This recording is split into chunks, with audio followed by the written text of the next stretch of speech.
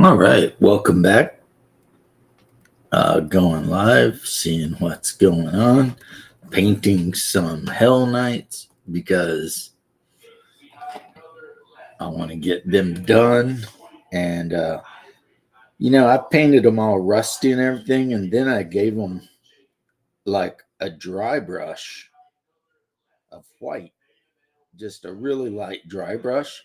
And now I'm hitting where I gave them the highlight with some Army Painter Murder Red, which is a purpley red.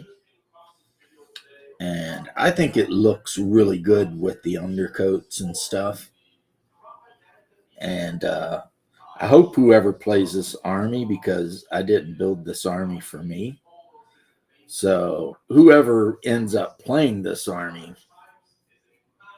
I hope they like the color of it. It's kind of a really dark, metallic red.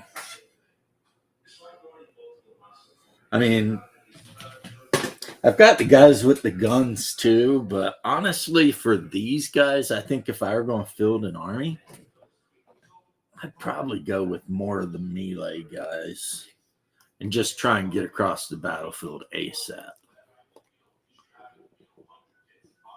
Oh, you've got a stream going on, Hungar? Let me see. New streams? I thought you were doing your thing on Wednesday.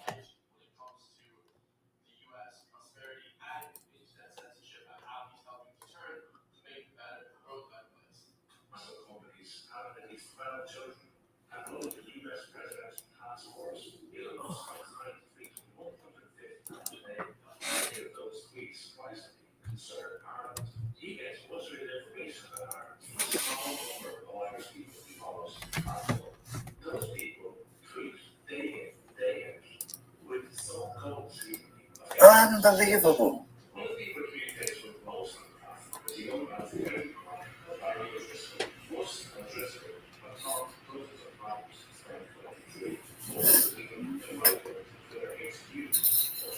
Can't believe you'd do that.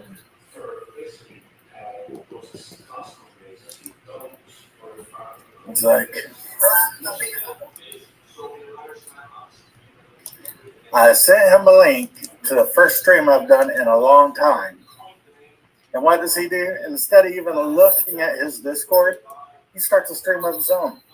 Can't believe you'd do that. It's like I'm flabbergasted. I really am. I just don't know. To the first stream I've done in a long time. Why does he do it?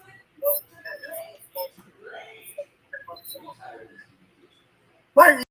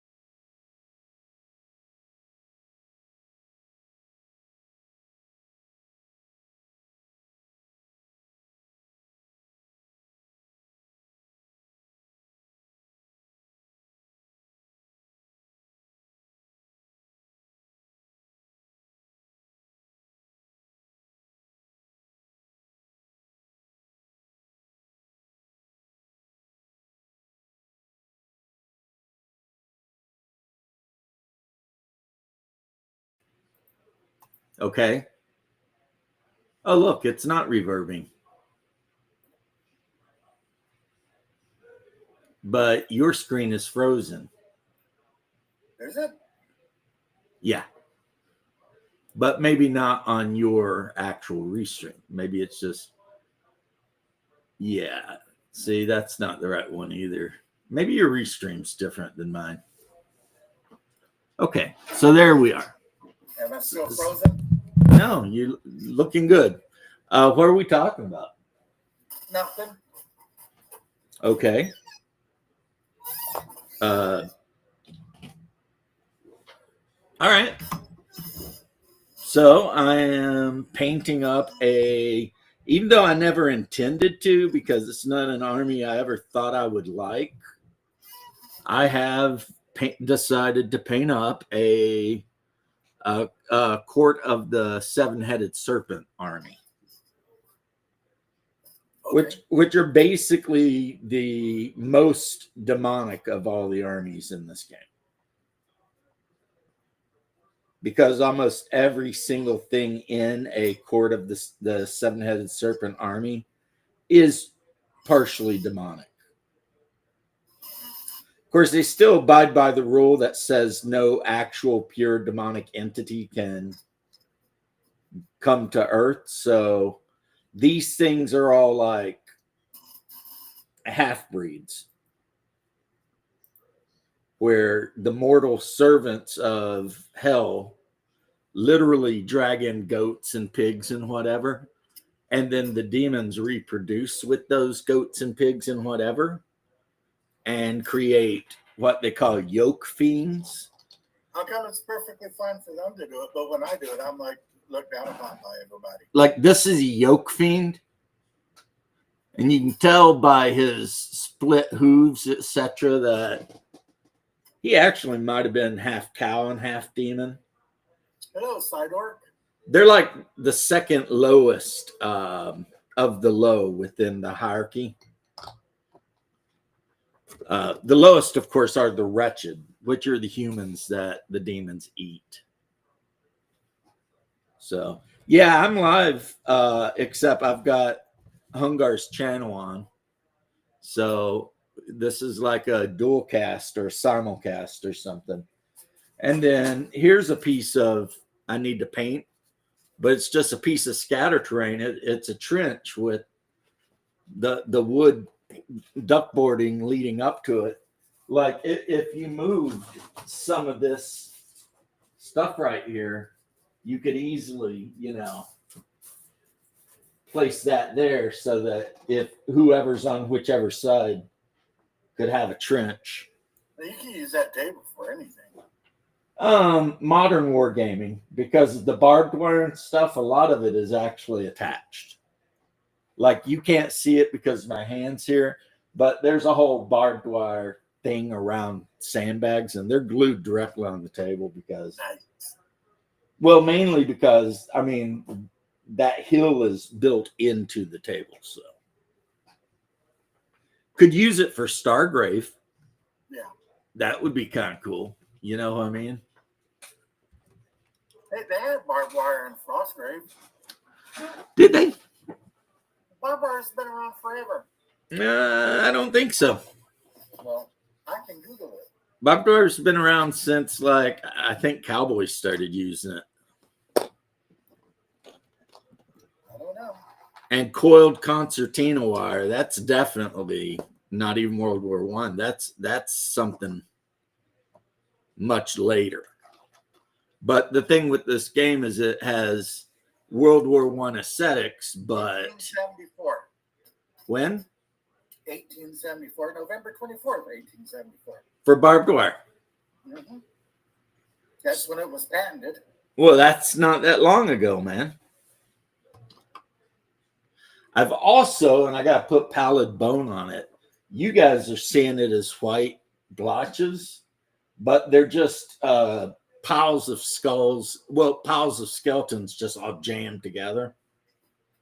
Will they do anything? No, except make the board look creepier, which is the goal. Yeah, the board's got to look creepy. The whole goal of this board is It's part of the trench line outside of, in my head canon, it's part of the trench line outside of Constantinople. And it is what it is. Since one of the demon lords conquered Constantinople, you know. That just gives us more reason to retake Constantinople. Exactly. My trench pilgrim army's whole deal is the liberation of Constantinople. You know, because people, like, I was watching this one guy the other day. I mean, if I'm talking too much, yell at me. Northern something is his name, and he was talking about why this game isn't for him. And he said, because it's so hopeless. You know what I mean? And I'm like, I made an hour-long video countering all of his points and then never posted it. It's privated on my channel right now because I thought, you know, I got a little rough with him. I made fun of him for being British, stuff like that. And I thought, do I really want to do that? Yes, of course. My respect for the British has never been lower than it currently is. I was trimming my mustache today and I messed up. So I like caught the edge. So then I was like, you know, I could do it like a certain Austrian painter. Yeah, it's called a broom. It's called a broom. And then I figured that might be a little too much for some people. Hey, I've seen people that have that. I started my stream one time with that Japanese girl singing Erica. Well, you've heard my ringtone. And my wife was like, why do you like that? And I said, because it's adorable. It is cute. It's a young Chinese girl singing World War II marching songs. I mean, how do you not like that? That is like, well, World War I even. Erica was written long before World War II.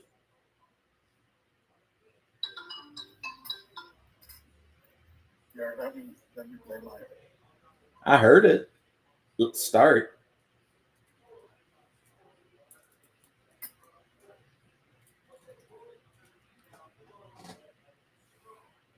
So I just threw some ink on top of the skeleton that's laying in there and that mess of barbed wire. Yeah. So, yeah, that's what I'm doing. I just got back from taking an evening walk with the pup and the wife. Nice. Yeah, it was actually. He's getting a lot better at listening because the wife has been working really hard on it. BRC can drive now, so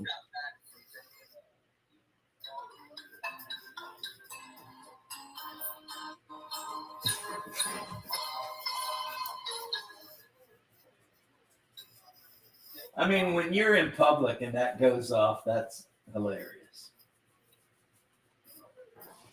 I always let it go for a little while. Well, people need to remember, though, that we are like 40% German. So, sorry, guys. One of the things I learned by watching the Grim Hustle videos is you have to always respect your ancestors. That's right. So, it is what it is. But do you want to talk about a game or something? I mean, actually, no, I'm not going to be on much longer. I've got crap I need to do. I just wanted to pop on and announce that I'm going to start being more active on YouTube. Well, I've been trying to get you on my stream all the time. You just don't want to. I come on every time I get a notification. When I talked to Mother today, she told me that you were live streaming. And I looked all over YouTube trying to find it, and you weren't live streaming. Yeah, I think Mom's been watching my live streams. Yes. She probably does not agree with 99% of what I say. RPG Dad, when my middle daughter was born, I had a beard, of course, because I have beards. That's what I do. Yeah, since high And school. then one day I shaved my beard and came into the living room, and she freaked out. And she is Daddy's girl. She loves Daddy. She likes her mom a little bit and other people, but she loves Daddy. And when she seen me without a beard, she freaked out. Ricardo, I was just talking about you, telling my brother that he's getting up there close to you and gaming setups. See, I don't even see all the streaming going on, like all these people. You don't see the chat? Oh, okay. This chat goes this way instead of that way. Yeah. Yeah, here is a FT Renault tank, light tank, and I just put the wash on the dead skeletons hanging out of it. And if you look real close in the front, you can see that big hole in the hull. Yeah. Plus, I use a lot of rust effects and stuff like that. So when this pallid bone wash dries up, I'll give it a quick hit, and the material that's barely hanging on to them, I'll paint like a gunship green, because apparently French tankers back then used to wear like these green overalls, like work overalls, almost like Dickies. You know what I mean? So even though there's no rules for tanks, this is a good thing you could hide behind. Yeah, that's good. That's good bunker. And this game is all about hiding behind things. Well, cover is very, very important. Yeah, it turns out if there's an enemy in the opposing trench with a machine gun and you don't use cover really, really good, you're going to be dead.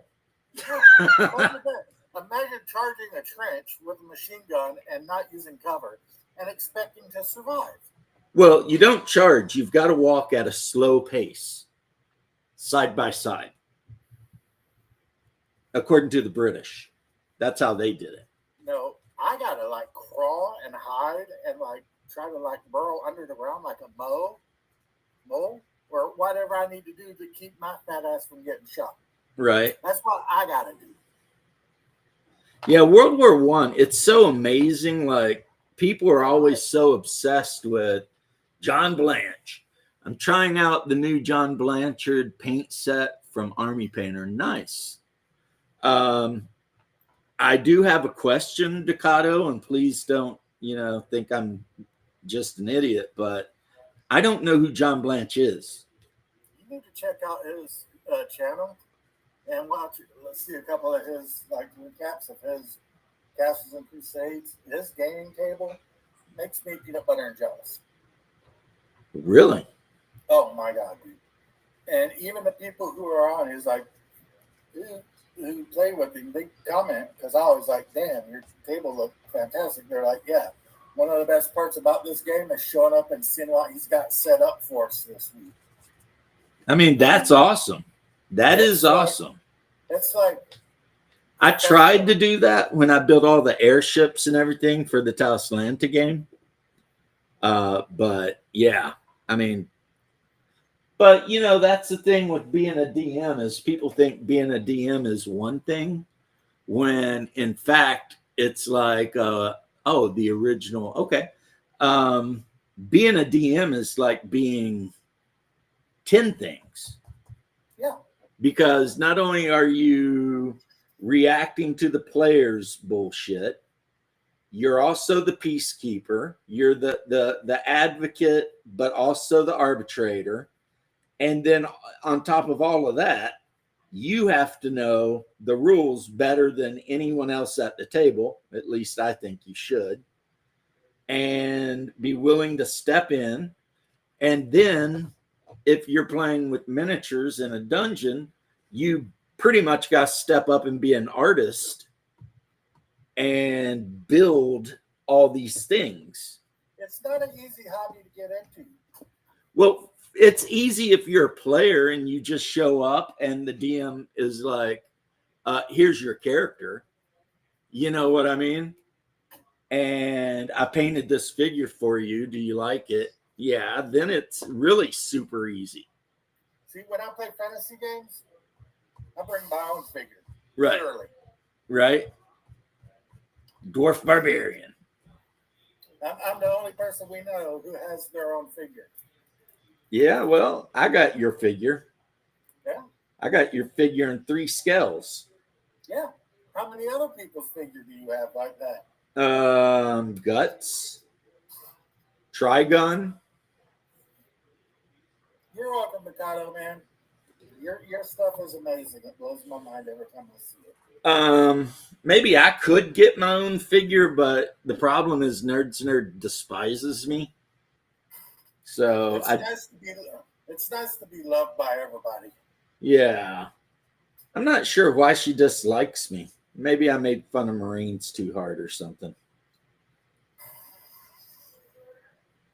Hungar speaks truth. I was there. But I mean, I could just go online and have a miniature of myself made. Left says yo. DKH says, "Hey James, did you hear about Ernie Gygax?" No, I did not. Please tell me he didn't drop dead.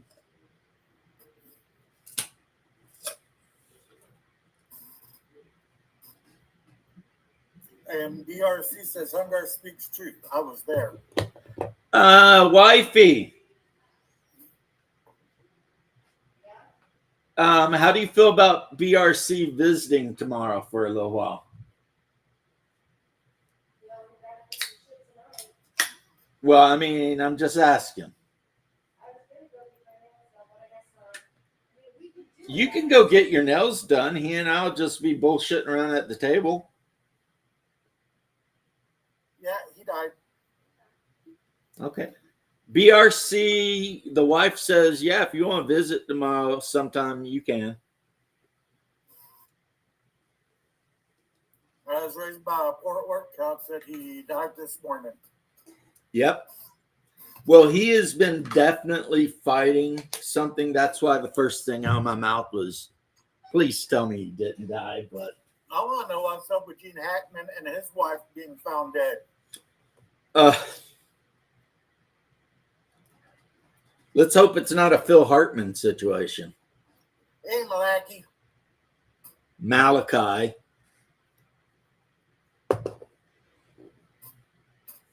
Because you remember Phil Hartman? Yeah. Is on like news radio or whatever. And Saturday Night Live. And he was the voice for that sci-fi game I loved so much on like PlayStation or whatever. It was like Blasto or whatever. Yeah, and his wife went ape shit. Yeah. Wife went ape shit and killed him. It's like these people, you know. But that's Hollywood, you know. But Ernie, I know Ernie is an old man, and I know that death comes for us all. I was just kind of hoping it would leave him alone for a little bit longer, you know. Malachi says Hungar does what he wants. He does. He does.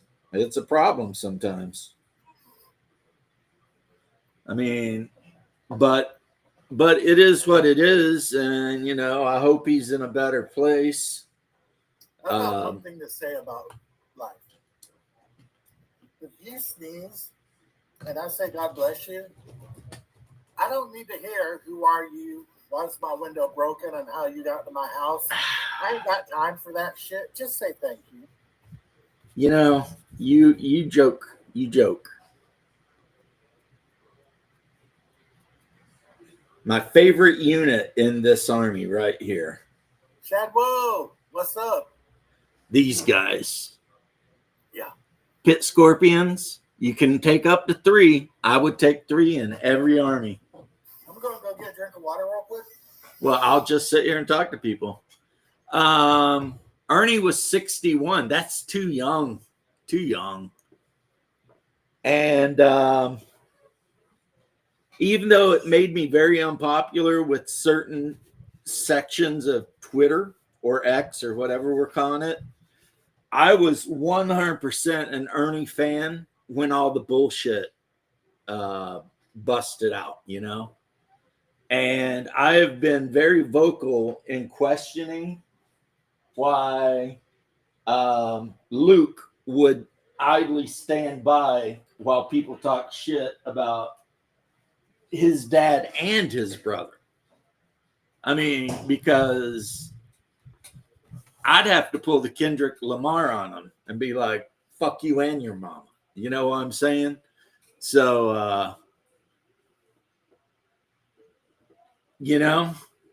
sorry to be like that way, but that's just the way I feel about it. Ernie said nothing wrong.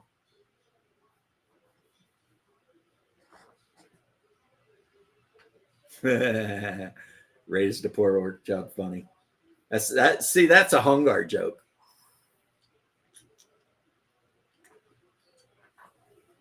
Shiner was only 61. I know, man.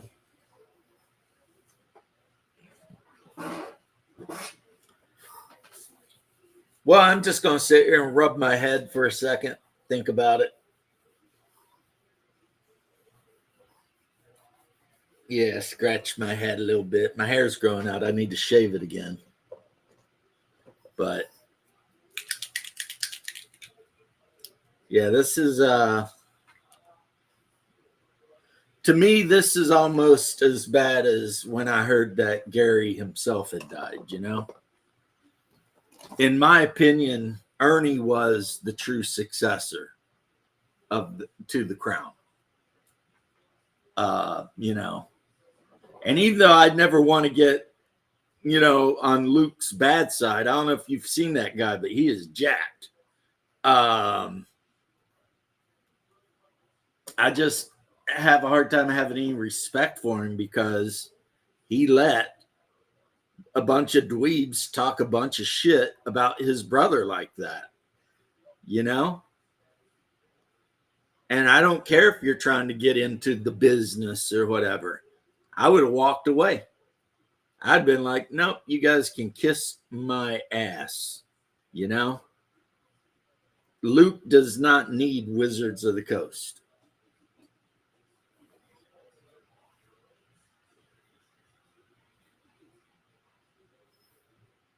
Yeah, it's like, but I mean, that's a weird thing, I guess, about me compared to a lot of people is that I have always been, like I said, the Ernie fan. And when all the bullshit broke out about Ernie, I was like, he didn't say anything out of the ordinary. He just said he was raised Christian and therefore he has these beliefs. Yeah, Luke's a big bastard. That is a big bastard. I mean, I'm 6 foot, so I'm not worried that he's tall. I saw him in a video and that dude is definitely hitting the gym. He is jacked. And I'm sitting here thinking, man, if he ever got me in a headlock, I'd just die. So, yeah. Rip E. Gary Gygax Jr. Yeah. I mean, we're getting old, man. I mean, the times of like sitting around the little table in the bedroom when you're like 13 or 12 and playing pretend with all your friends and how fun it was and how much we all loved it. I'm like, what, 52 now, bro? You're 52. I'm 53. It's like, life went by. I mean, I don't regret anything in my life really, except maybe marrying some whores. But I have no regrets. No regrets. Don't be a moron. I regret not buying enough Dr. Pepper to get me through the evening. Oh, shit, dude. I got like 2 12-packs in the fridge. I don't even drink it that much. But the wife... water and Dr. Pepper and coffee every once in a while. The wife makes sure that I have plenty of stockpiled drinks. Now, I will tell you, I've got like 23 of those Totitos party pizzas in my freezer. My wife likes the home run pizzas. because it reminds her of the pizza Chicago. I guess they used to eat up in Chicago. So when she lived up there for a bit. So yeah, she made one of those home run pizzas last night, and I was like, nice. I just get those little Totino's party pizzas because they're small, they cook in 13 minutes, and they're crispy. Oh, I'm not dogging you at all. I know we used to live off those things. Yeah, and they cost $1.35. Yeah, those little Totinos with the little square chunks of whatever kind of meat that is. I mean, I don't know. Well, I get the combo that says it's pepperoni and sausage. Yeah. I throw extra pepperoni on it and some provolone cheese. It's pepperoni and sausage, you hope. Well, I eat Taco Bell, so I don't really care about what's in my food. Nah, Taco Bell's the best fast food, man. I mean, of all the fast food joints you could eat at, like the big ones, Taco Bell is literally the healthiest option. They are the most honest fast food joint on the planet. When they're like, Taco Bell is only 50% meat. And they're like, no, we're 80% meat. They put that other, they stood by that's like, we are 80%. Legend of Myth is on. Oh, Legion of Myth. Why would they be on? I thought they did Friday. It is Friday. It is Friday. I've spent all day long. I've spent all day thinking I was But Taco Bell's like, yeah, we're 80% meat, buddy. We're not saying we're healthy. We're not saying we're good for you. We're not saying we won't give you diarrhea. But damn it, we taste good. Hey, you know, if you're feeling like you want to be healthy, just grab the freaking, what do they call it? That special menu. And Supreme, baby. Yeah, but I'm just saying they have a special menu that's specifically for people who are worried about their diet.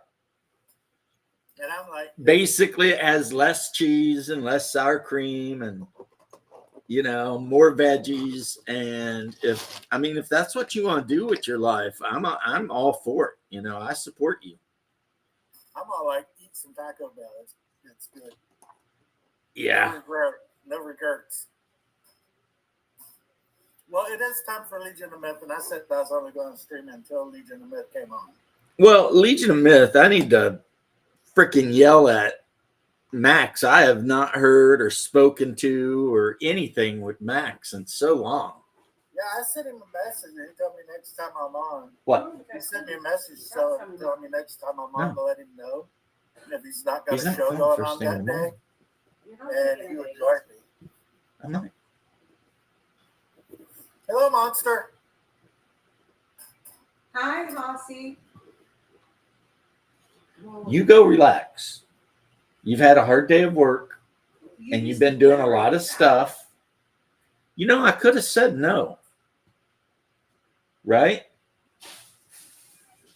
But you said yes, so it is what it is. I was kind of like, maybe that's what you do. You're like, oh, we can do it. We haven't seen wrong. We weren't wrong, but there's no version of it where it doesn't create work. That's why I love my wife's job. I explained the Patrice O'Neal thing to her. I don't think it went through, though. It's like, you ever notice how, like, a man can love a woman but not like her? Yeah. And if you're a woman and you're in a relationship with a man and you want him to like you, the key is to just be in the other room. Because it's like no man wants to be alone. They always want to think you're there, but they don't want you in their face all the time because I think they're doing other shit. You right? I think the reason me and my wife get along so well is I only see her like every 2 months for like 3 or 4 days at a time. Bless you. I only see her like 3 or 4 days every 2 or 3 months. So it's like, see, Xnard, the rice is not good for me, even though I've heard if you put it in the fridge overnight, it makes it a lot friendlier. as far as for releasing glycogen. Turmeric, everyone should be eating. Cayenne, everyone should be eating. Cumin seed, yes, it's good for you. And if you really want to get crazy, you should probably be eating a lot of cinnamon, but people don't. But cinnamon is good for you. Anyway, if you want to end your stream and go check out Legion of Myth, I'm cool with that. I eat a lot of ginger nowadays. Ginger, which is in Chinese alchemy, what weird because it's considered hot and cold. It's both a cooling food, but also a warming food. Yeah, I'm going to be making Korean style spicy chicken wings tomorrow for dinner. So you're going to need some garlic ginger. Oh, I've got fresh ginger and fresh garlic. Yep, got to have your garlic ginger. Most food that's Asian or even Arabic or Indian, like curries, so much of that stuff starts out right off the bat with garlic ginger. And then, of course, if you're cool, you got a mortar and pestle, and you use a frying pan to lightly roast the seeds and stuff you're going to use for your tikka masala or your masala, actually. And then you put it in your mortar and you crush it up and then dump that in there too. I mean, I love curry, and even Hungar can tell you, I make a pretty good vindaloo. Yeah. And I make it traditional vindaloo, which means it's made out of pork. When I go up to Kentucky, I always make a sweet curry for her mother and father because they really like the sweet curry. Sweet curry? Yes. Wow. I mean, vindaloo don't have to be hot. That's a British thing. For whatever reason, the English got a hold of curries, and then it became a walking home from the pub at 1 a.m. Let's F around and see who can eat the hottest curry, But like Indians are not eating curries that will burn your lips off. That's crazy. I mean, is it a little spicy? Yeah, but I'm gonna bounce, dude. Well, you whined and bitched, and I appeared. Peace, love, and chicken grease, everybody. Yep, guys. I'm sorry we didn't have anything to talk about. My brother is a force of chaos in the world. Okay, let me hit the leave button. Boom. All right. All right. Well, that was funny. Yeah. Curry is tasty, but like I said, it doesn't have to be super spicy. That's the British influence, which is why like chicken tikka masala is the number one like pub food in England. And a lot of people make fun of British cooking, but I'll tell you what, a well-cooked pot roast with mashed potatoes and gravy and some veg on the side.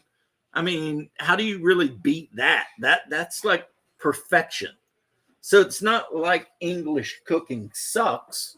They actually have some amazing food, but they get this reputation for not having great food. And what it is here is the thing. Here's how you can tell the quality of the food you're eating. The spicier and the more paste and whatever all over everything, the lower quality the ingredients. It's really that simple.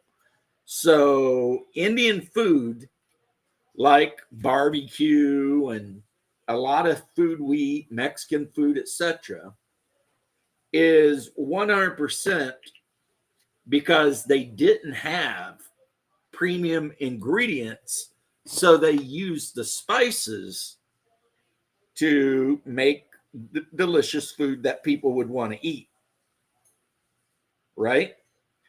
Whereas British food, like actual traditional British food, I mean, you don't need nothing but pepper and salt on it. I mean, it's a nice high-end cut of beef. with some potatoes and maybe some mushroom gravy and peas. I mean, it's like everything on that plate is high end. So, it is what it is. I put the link in there just in case. But yeah, so when you look at people's food culture, you can tell who was working with like scraps basically by the spices that they used. It's like Spanish food. If you go to Spain or Portugal, it will not be a damn thing like Mexico. And if you think it is, you're just wrong. It's not going to be. If you go to Spain or Portugal, you're going to see a lot of seafood dishes. You're going to see a lot of beef, and not ground out and served in a tortilla, like literally, steaks and stuff. And you're going to see a lot of squid and octopus and all kinds of different things like that. But in Mexico, where you're dirt poor and you ain't got anything, you grab what you can and you season it up to make it as palatable as possible. And then that's what you eat because you got to. And like I said, barbecues, Southern cooking is the same way. How you doing, Jose? What you want to talk about, homie? The last time I wanted to show off something. Let me see if I can bring I know it. Bear yelled at you. Yeah, but look at this. Look at this. A drop ship. Oh my goodness. A I drop didn't ship. even know they sold that. Is that a Union class? A Union class, yes. Nice. Yeah. Even though because they've gone so woke, I doubt they'll ever do a Confederate class. Yeah. Well, I understand that they are making dropships now, but I don't know. I managed to get my hands on that one, but for me, it would be probably the one I would be most interested in getting would be a Leopard. A Leopard. Yeah, a Leopard would be cool. Yeah, the Leopard class, which basically just looks like a giant jet and carries one lance of mechs. Yeah. And that would be the one that I would be like. I mean, I've got STLs to make drop ships in mech scale or map scale. So if I really wanted to do that, I could. I just never really like one of the STLs I got is for a Confederate class drop ship. And it actually comes apart so that you can store the mechs in the dropship. And depending on how you build it, you can make it with functioning doors, ramps and everything. But if I were to print that thing out, it prints out in little sections. It would be as big as a soccer ball, And then all of the spare parts you print out for it, like all the gun turrets and shit, there's like 100. So I was just like, nah, I'll let it slide. You're muted, bro. You muted yourself. Your mic is not working.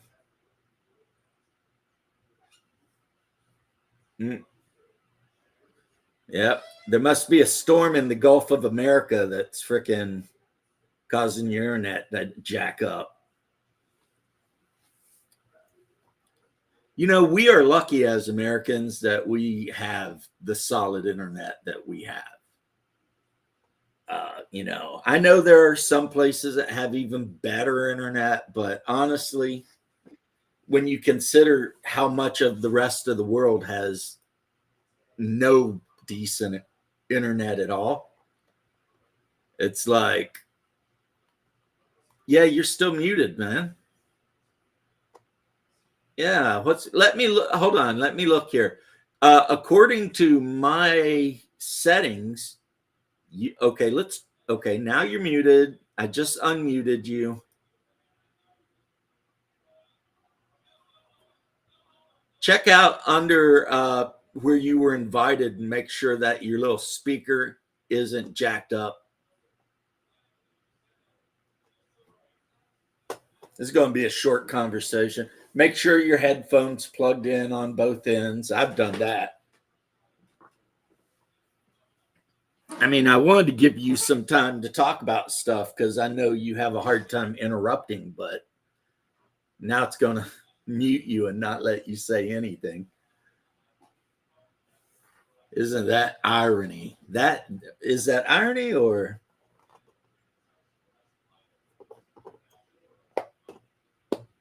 just coincidence? I don't know. Yep. Jose's statement that curry is spicy, and it doesn't have to be.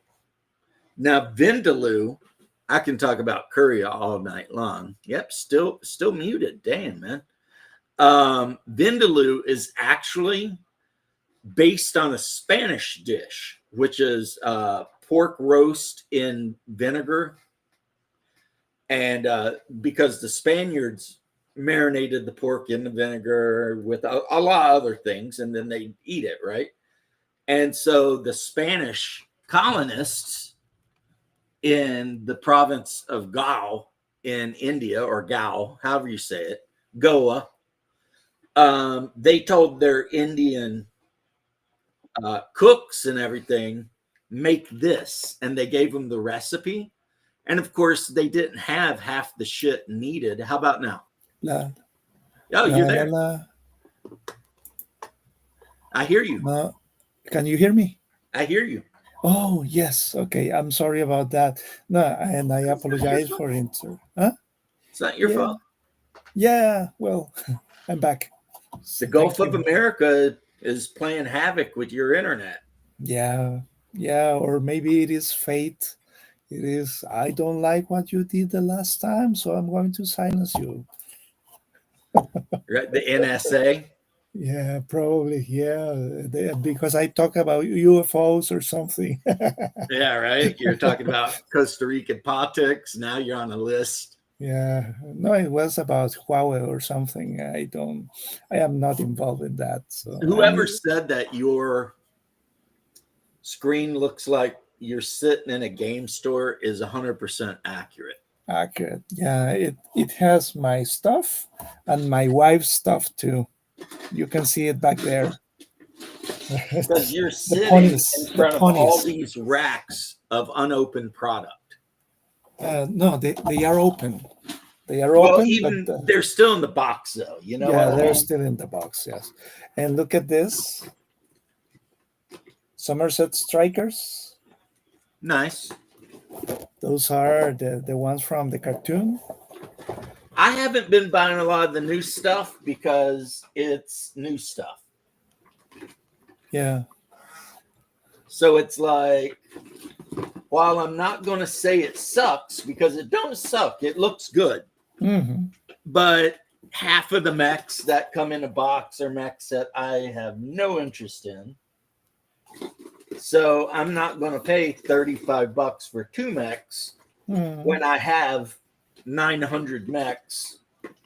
So, even though the one that comes with the Thunderbolt, the Comstar box is kind of cool. And Comstar, I give them a little leeway when it comes to little Chihuahua. I give Comstar a little leeway as far as the tech levels, because even in 3025, Comstar still had 2750 mechs that had advanced lasers and double heat sinks and shit. But the rest of it, nah. I just, no. It's not for me, man. But I'm not hating on anyone else for liking it.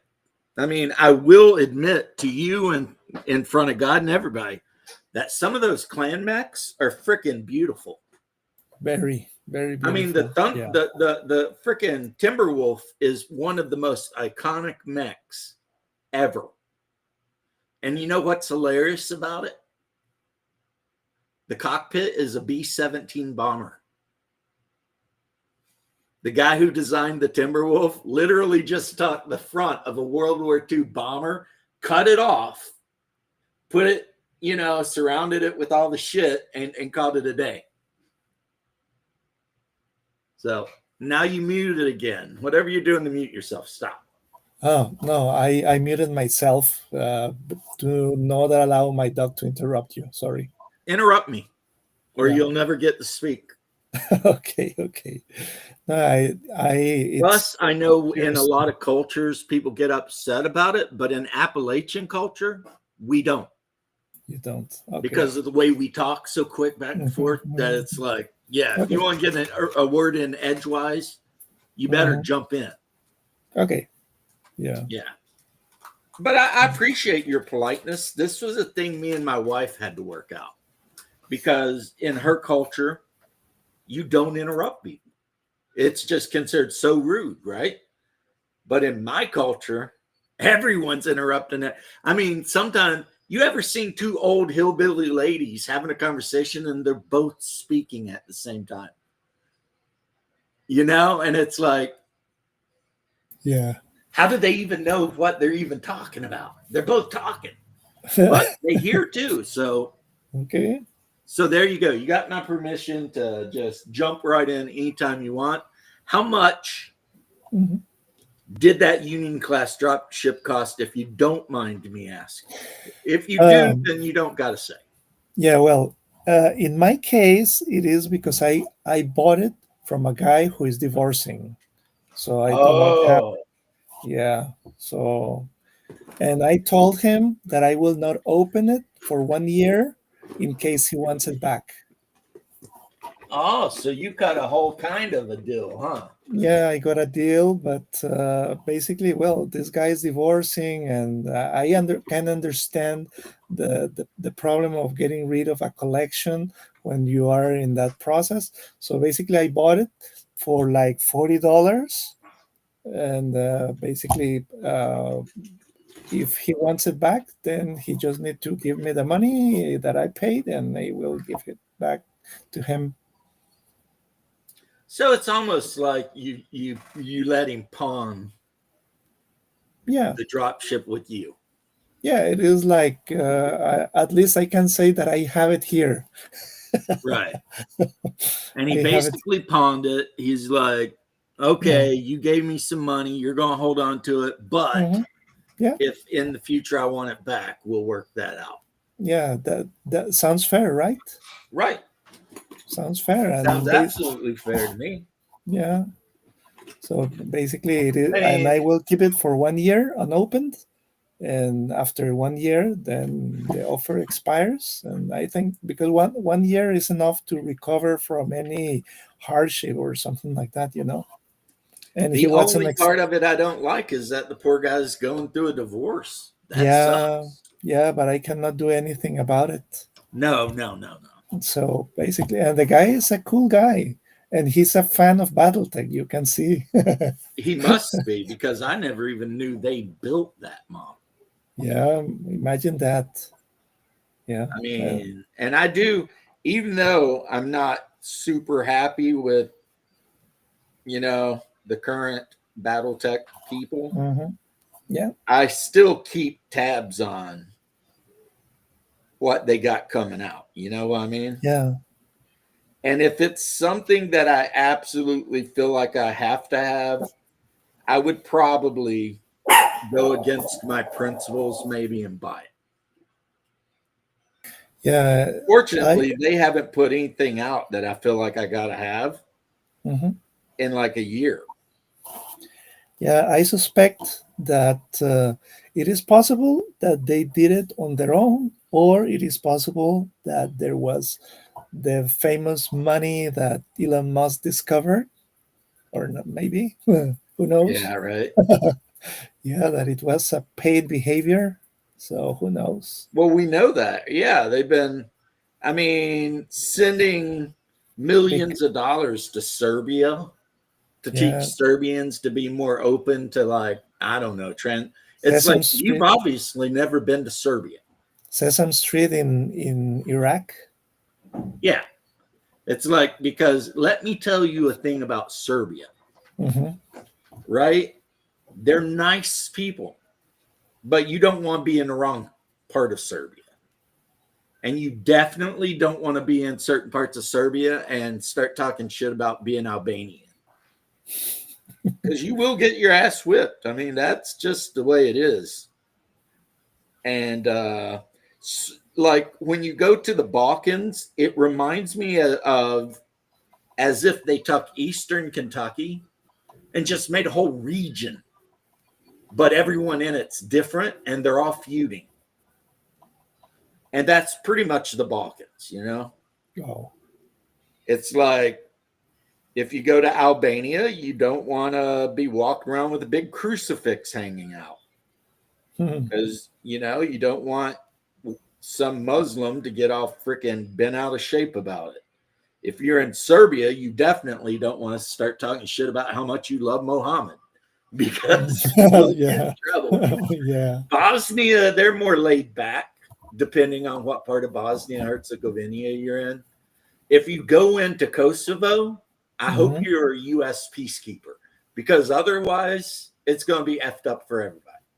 And then like Slovenia, Croatia, those are like party places now, because they were so far away from the main shit. That's like. And in Slovenia? Slovenia is where Melania Trump is from.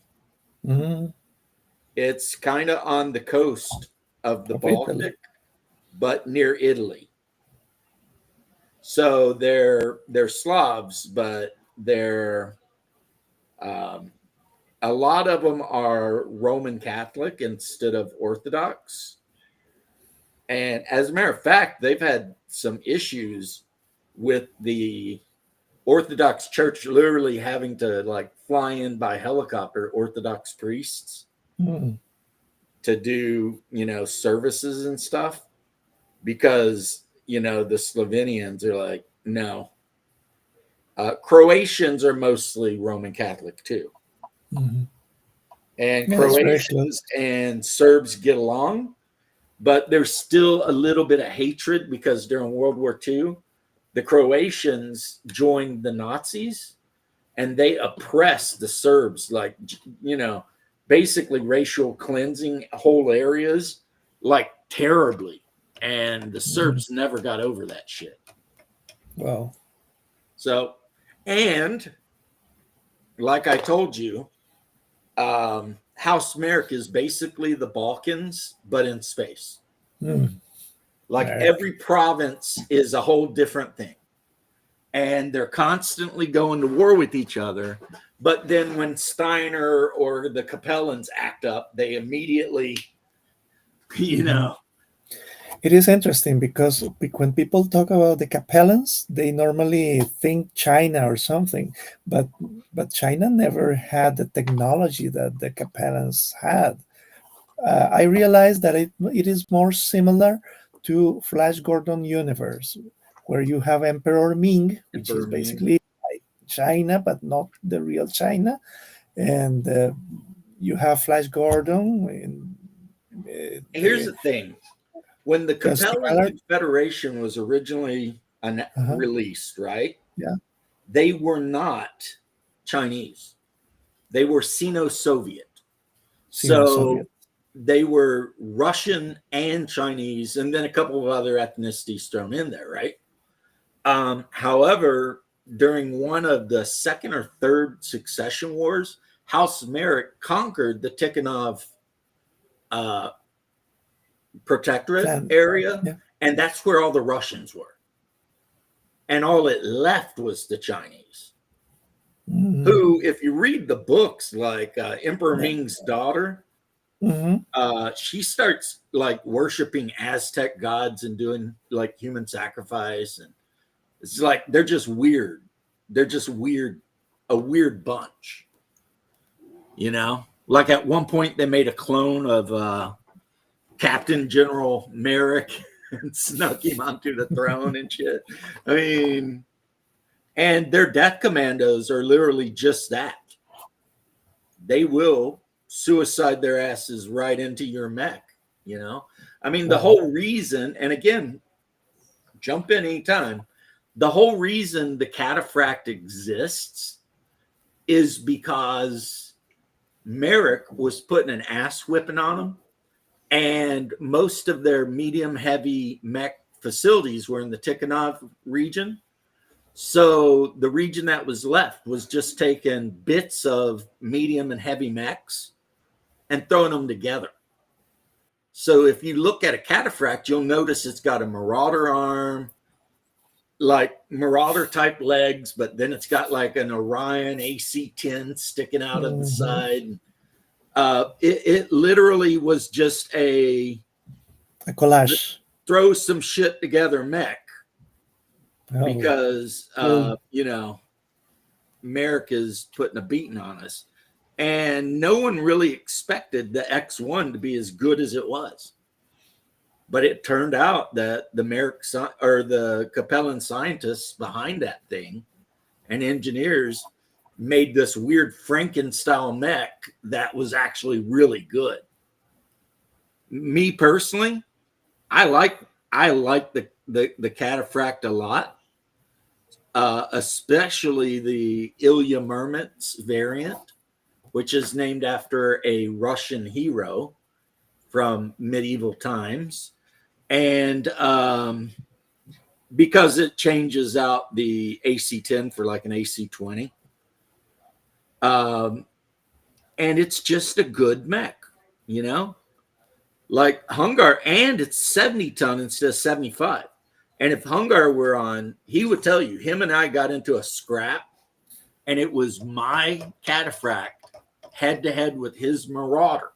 He had 5 tons on me. I ate him alive.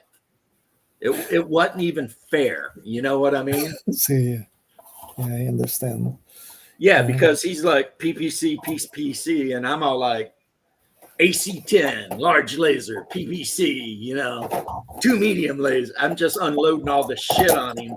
And, you know, he just, the poor Marauder just, that's what I'm talking about right there. That thing.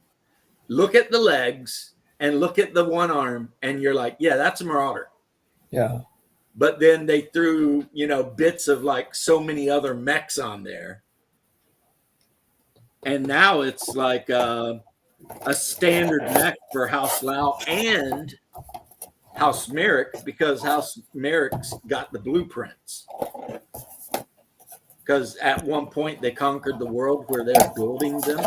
But Capellan's got the world back. But by then, House Merrick had downloaded. I mean, who doesn't love that? It is for those who do not know what is a Marauder. Yep. Yeah. That everyone loves that mech. That is one of the most iconic mechs. Even though it comes from Robotech, which personally I always hated. I don't think that it comes from Robotech. It came from a company called Studio Nue, which borrowed the designs to Big West. They use it in macros, and then Big West sold the distribution rights to Tatsunoko. Tatsunoko sold all rights to Harmony Gold, and they believed that they had all the rights when indeed they only had distribution rights. Yep. So is it really macros, or is it really nothing? It is just a borrowed thing to macros and to Robotech. I don't know. So, and Battletech. I mean, you're making a good point, because the fact of the matter is that back in the day, yeah, the Japanese, when they were putting out their mecha anime, they would share mech designs back and forth between totally different storylines. I mean, you would see mechs that started out in Robotech and now they're in Gundam. You know, they're in Dougram. They're just all over the damn place. Yeah, by the way, because they were just like, whatever. By the way, in the YouTube channel, somebody came there to talk about the Dogram. Watch the Dogram instead of the cartoon, the cheesy cartoon of BattleTech. The BattleTech cartoon is pretty cheesy. Yeah, it's pretty cheesy. Dougram, Fang of the Sun, is pretty badass. Yeah. And I don't even like a lot of anime. But Fang of the Sun is really good. Plus, it's where like so many classic mechs come from.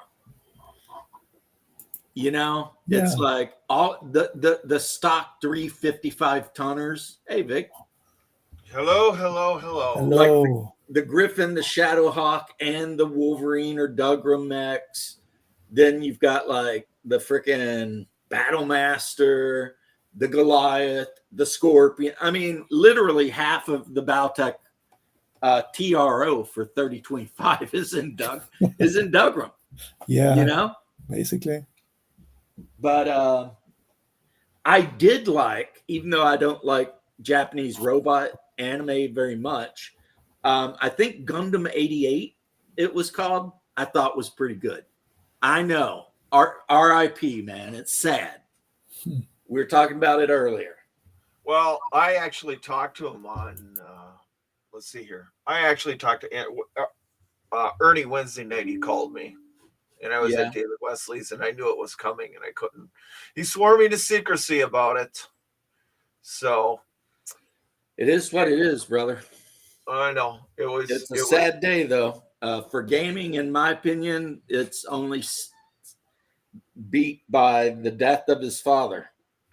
Yeah, and then now I'm fielding nonsense that he was an unimportant part of gaming at the start of it. I'm like, you do realize that Ernie Gygax was there when Dave McGarry and Dave Arneson showed up at Gary's house way back when to introduce them to Blackmore, and Gary, and they were actually played it there at the house that inspired Dungeons and Dragons.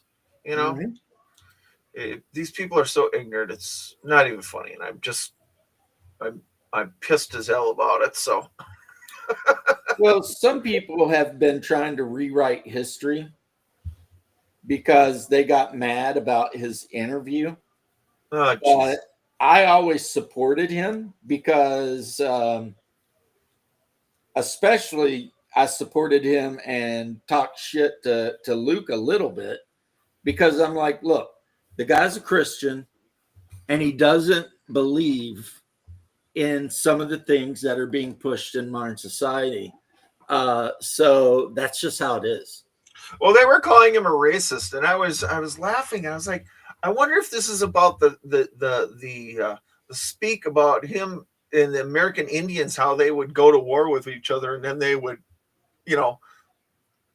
capture slaves and this and that. You know what I mean, from different tribes. And I was just like, do these people even have a clue? I mean, Let me tell you something. I had to deal with this with my mom. Yeah.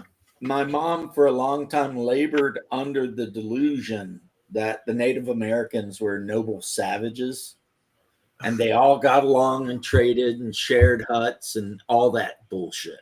Oh, God. And I sat her down one day with a book and I said, look, these were some of the most vicious bastards you ever heard of. Like the second tribe Christopher Columbus encountered were cannibals. And he wiped them out because the first tribe begged him to do it, right? But then if you get into the Native Americans, the Lakota Sioux are always bitching about the Black Hills, right? Mm-hmm. They're not even from that region. They lived north in the forest, but the Chippewa, or as they call themselves, we called ourselves, the Ojibwa, right, bought a shit ton of guns from the French and attacked the Lakota and whipped their asses. So the Lakota moved south, right, where another band of Indians were, and wiped them completely out. Just genocided their asses right off the map, right? And then nowadays, they've got the nerve to flip off the Black Hills and be like, stolen land. It's like, mother, you're not even from here.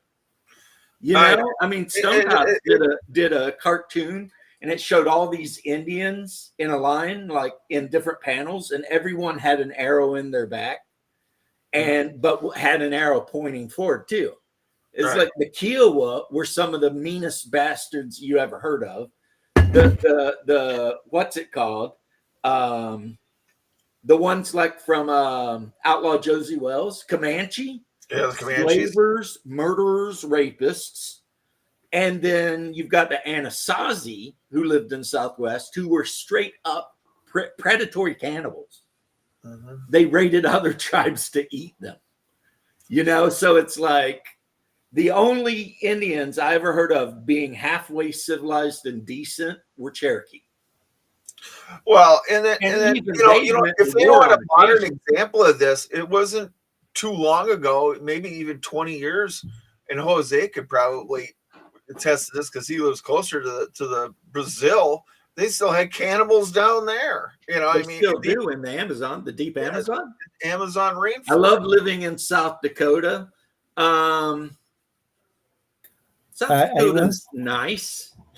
I once heard an anecdote about a missionary from Spain who went to one of those cannibal tribes, and he says that they were horrified when he talked about the World War II because they killed more people than they could eat.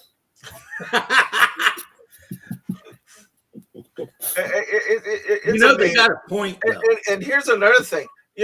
Ernie had nieces that are like half Polynesian. His wife, Luke's wife, is, I think she's Lebanese or something like that. I mean, come on, give me a break. Women are hot. Just give me a break. These people are. And when the Syrian Muslim fundamentalists started effing around in Lebanon back in the 70s and 80s, a lot of them, the Orthodox Christian Lebanese, moved to America. Yeah. Because they're all like, yeah, we're not going to stay here and get killed. But there was a time when Lebanon was a Christian state. Yeah, it wasn't it the Druze? Wasn't it Druze Christian? D-R-U-S-E or D-U-R? Druze is a whole different religion.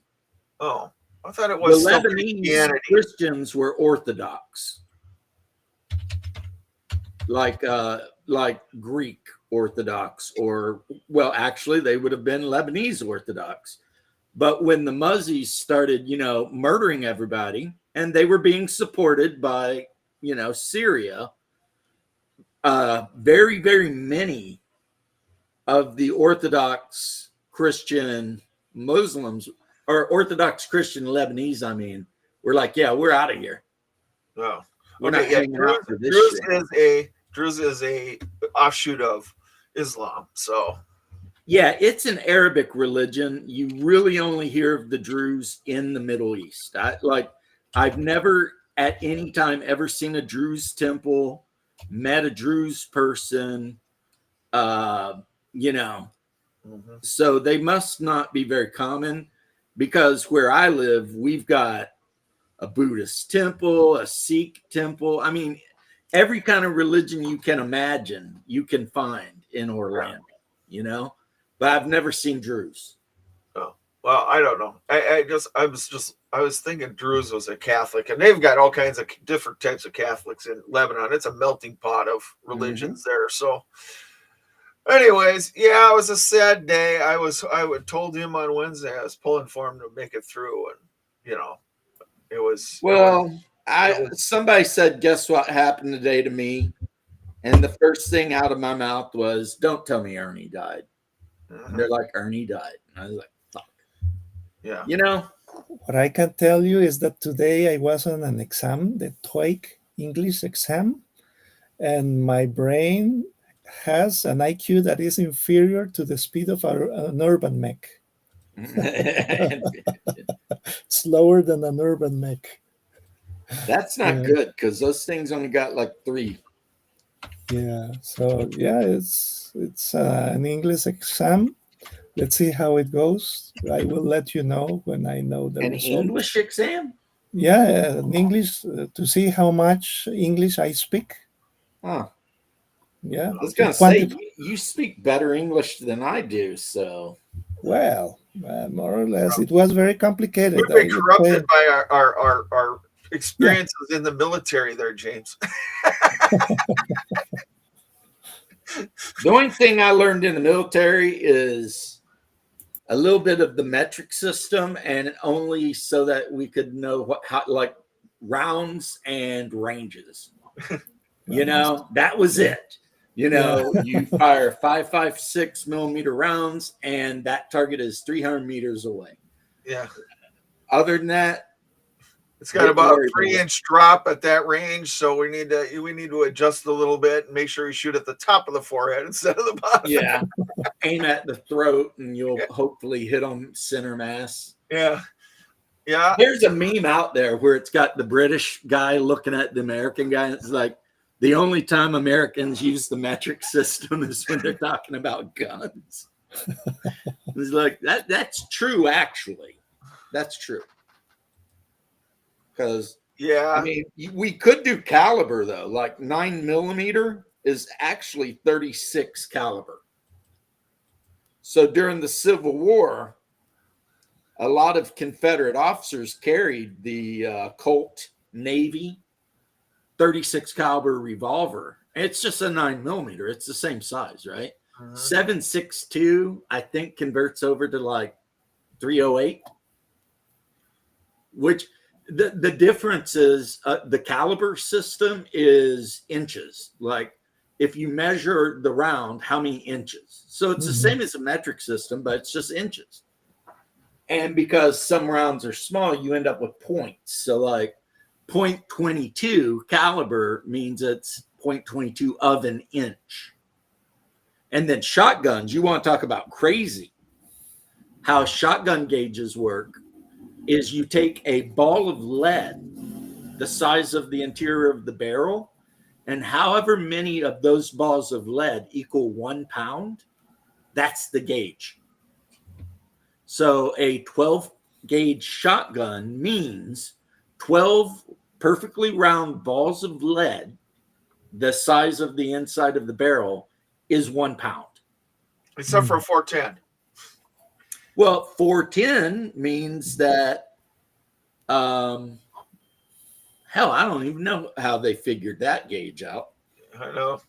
But like, I'm talking about real gauges like 12, 10, 20, 16. Yeah. And that's why when you're dealing with the British, even when they talk shit about the metric system, you'll notice that their cannons are all pounders. You know, like the 17-pound gun or the 15-pound gun or the Navy's 3-pound gun, you know, which means that if you got a ball of lead the same size as the interior of that gun, that's how many pounds it weighs. Crazy, right? Whereas in Battletech, it's how much damage it does. And the worst one in Battletech, in my opinion, is the AC-2. It weighs about twice as much as it should for what it does. Yeah. I mean, I like that it doesn't generate heat hardly, but I mean, you're paying like 8 tons for a weapon that does 2 damage. What are you thinking? Yeah, it is like taking a pin and start poking the enemy. Why would you even do that? What's the point of that? And there's no bonus to it. It's not like you get +2 to hit against aircrafts or anything. It's just a horrible weapon. Yeah. Of all the ACs, I'm going to go with the 10. AC-10 is the way to go. It's a way decent one. It's very effective. It for the weight, for the heat, for the ammo, for the damage and range, AC-10, which is why I love the Orion so much. Because you got all those missiles, you got all those lasers, and you got that AC-10. And the other one, the Enforcer, PPC, AC-10. I mean, for a 50-ton mech, that's a lot of damage. Yeah, the only weak point of the Enforcer is the rear armor. Right. Stay at range, hop around because it can jump, and just eat them up. You know? Yeah, when I was playing the Battletech video game, Enforcers on the enemy side always gave me a conniption. You know what I mean? Because it's like those things are just nasty. And also super common with the Capellans. I have an idea about a video that you could make about what are the best mechs from Succession Wars? Yeah, I could do that again. That's could be a good video. It could be. I mean, I made that video, but then I deleted it because I went on I'm just going to delete everything on my channel, which ended up not being good because after I deleted everything on my channel, I kind of took a break for like a couple weeks. And when I came back, I lost like 1,000 subscribers. So now I'm down to like 3 and change instead of 4 and change. But I'm getting them back slowly. You know, every week I get 4 or 5, 6 or 7, whatever, But yeah, I'll keep that in mind, Jose. That is a great idea. Yeah, because you're an expert in that. Nobody can beat you in that area. Max Lau could, and he is live streaming, and I'm not trying to be a dick and live stream while he's live streaming, but I guess I am. And I apologize to Max if he sees this at any point. Sorry, bro. I'm painting, and when I paint, I like to stream. And also, the thing with Max is if I'm not making fun of him for playing Capellan, his favorite games are games I would never in a million years play. And that's not meant to be a knock on him, but it's just like you log on and you get to hear him go on about, and he makes great videos, first off, but it's generally about like Palladium shit. I don't care about Palladium. I even bought the 2nd edition book for Palladium Fantasy based on him saying stuff, read it, and then gave it away to one of my cousins or something. I was like, nah. And now that you talked about the Timberwolf, I remember that I have something to show off. Okay, I'll be back. Okay. He's got to dig through his 5,000 pieces of mech stuff and show you something. And also, he don't want to paint anything because he's afraid that it'll lock him into one thing. And I'm like, just camouflage them all. Yeah. He'll be fine. But then again, that would lock him in too, even that. So maybe that's the issue. Oh, man. So, yeah, I had to call people and break it to them. And God, I hated doing that today. So. Yeah, it sucks telling people someone they like or care about died. I know. Yeah, now I got to figure out if I got to go to a funeral or not. I would go, but then I don't want to go. You know what I'm saying? Right. I totally get it.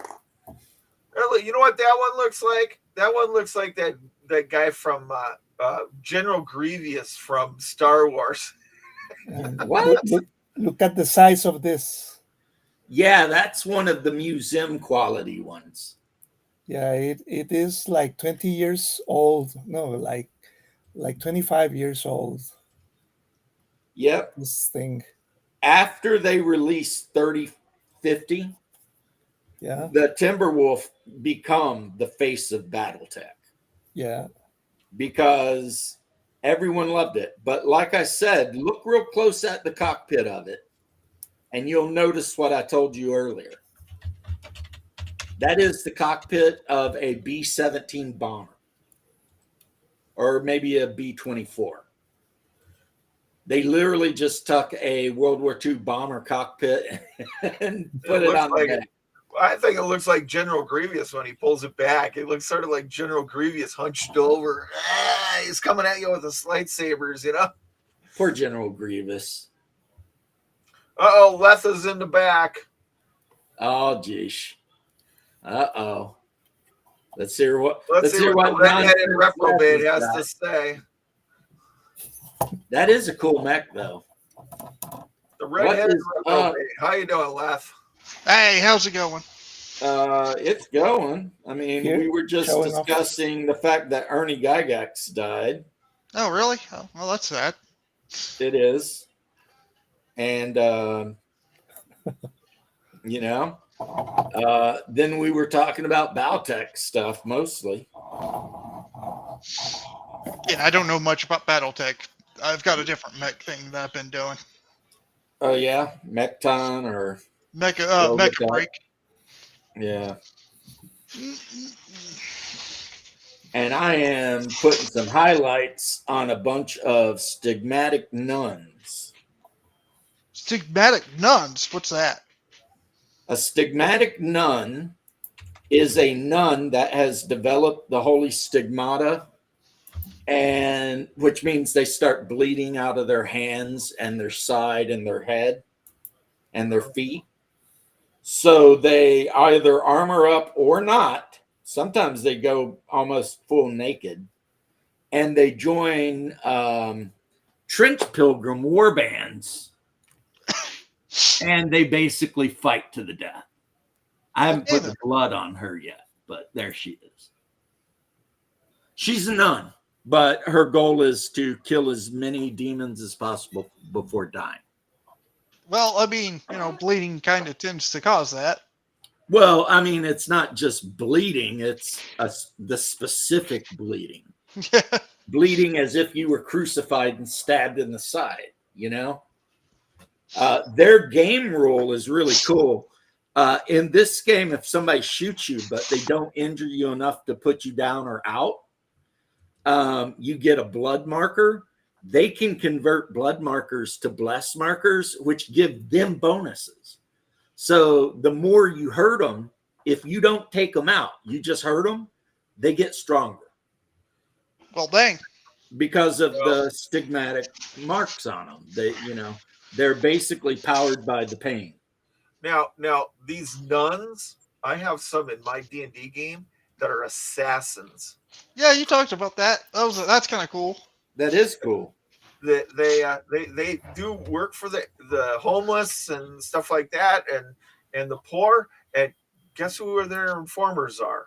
It's the homeless and the poor, and they, it's the best recruitment class they've got, and they pick certain little girls during the, from there, and then they recruit them for their missions. Train them for missions. I have argued.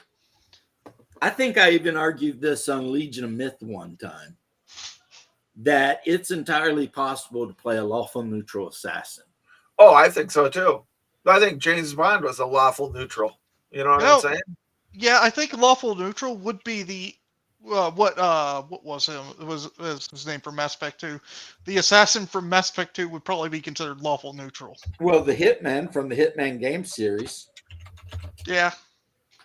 I mean, he's definitely lawful. I mean, they're all like following rules and hierarchies. Well, technically, didn't he break away from the hierarchy and do his own thing in the later games? Yeah. But that doesn't change the fact that he was lawful. Not fair.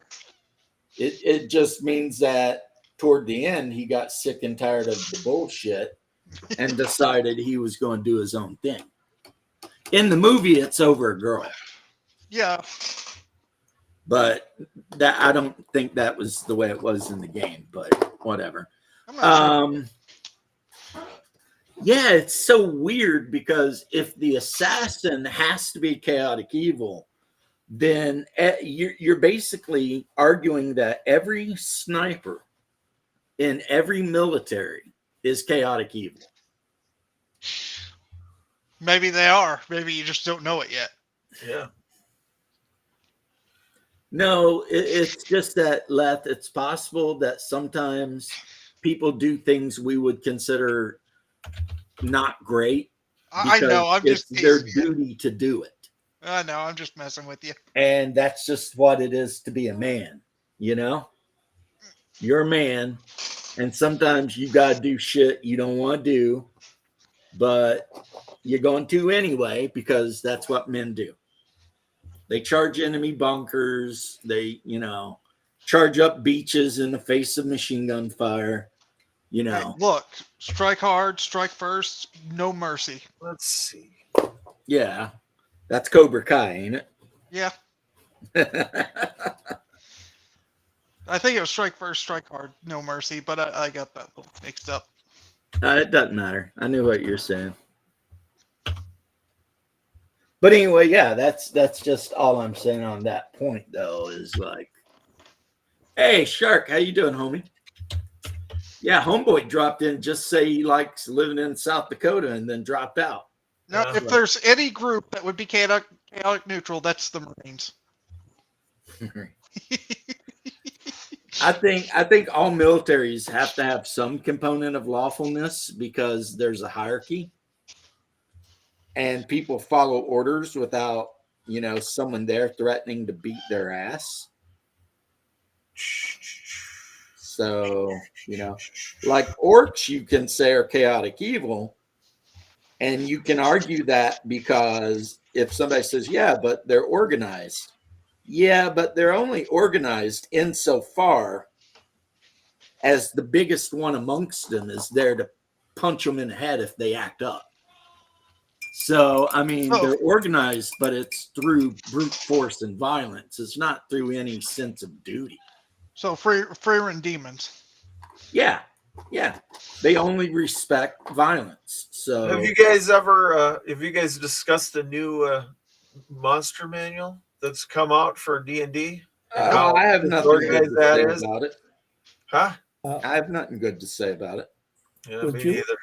Would you say that Trench Crusade is a spiritual game?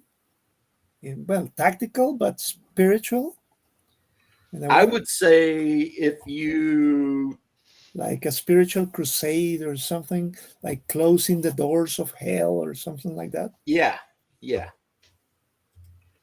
And that is the problem I had with the northern guy that was talking about the game. When he's talking about there's no hope and it's hard to tell the difference between the good guys and the bad guys. And I'm sitting here like, well, obviously the ones from hell are the bad guys. I sent it to you, James. The Sisters of Merciful Piety. Yeah, I like that. Huh? I like that. I sent it to you. Okay. It's sitting it says here I sent it to you. Okay. LUGH, that's the start of your email, isn't it? Yeah. Hey. So yeah, it's whatever, but apparently it's even worse than that. Like if you go onto their Discord, the creators of this game, their Discord is wild as shit. And you literally have idiots on there trying to argue how hell is actually the good guys. It's because they're evil, James. Yeah.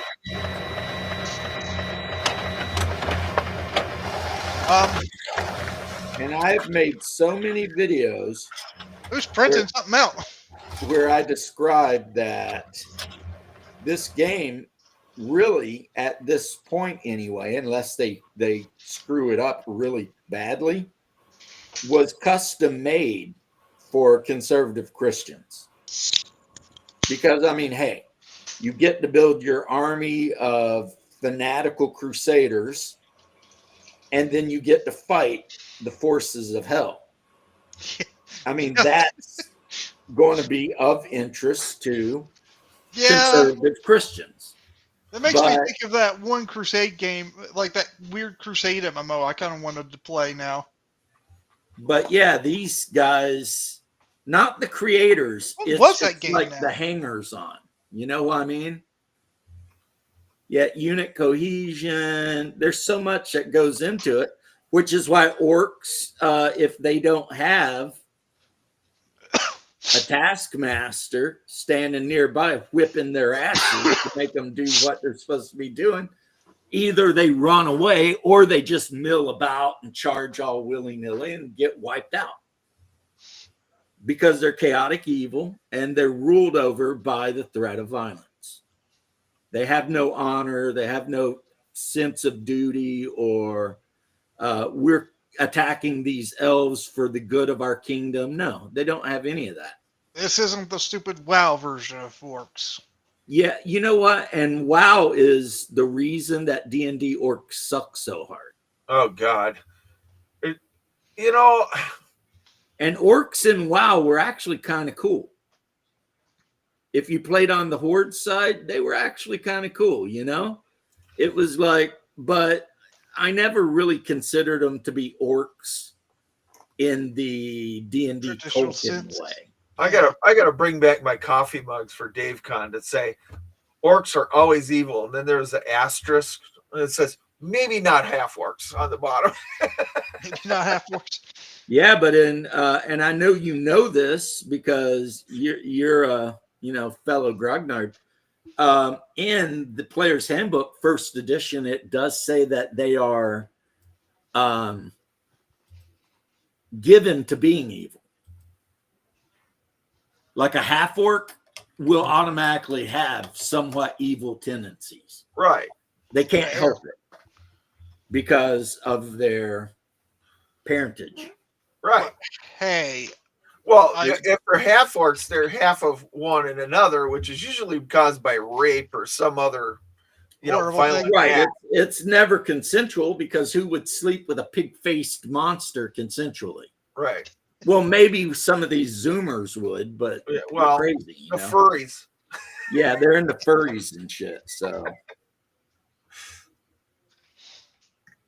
maybe them, but I don't. It's just, I mean, in the original 5e, they tried to write this whole thing in where like barbarian tribes would sometimes do marriage pacts with orc tribes, and it was just like the stupidest shit ever.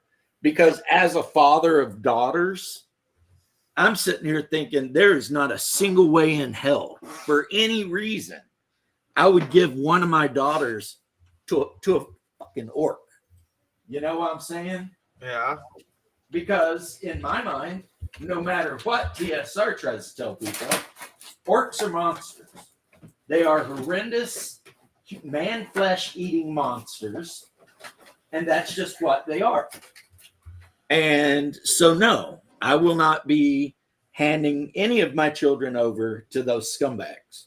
Oh, I wouldn't even dream of it. But that's what TSR wants us, or not TSR, Wizard Coast wanted us to believe was a possibility.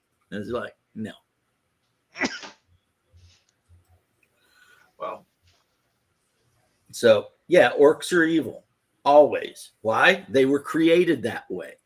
The deity that created them literally created them to be a force of destruction as a spiteful vengeance against the other races. I can tell you, I mean, there is in the olden days it wouldn't happen. There is something in Greyhawk about a secret city of orcs in the Eastern Flans. Hey, Shark, look at Shark's ad.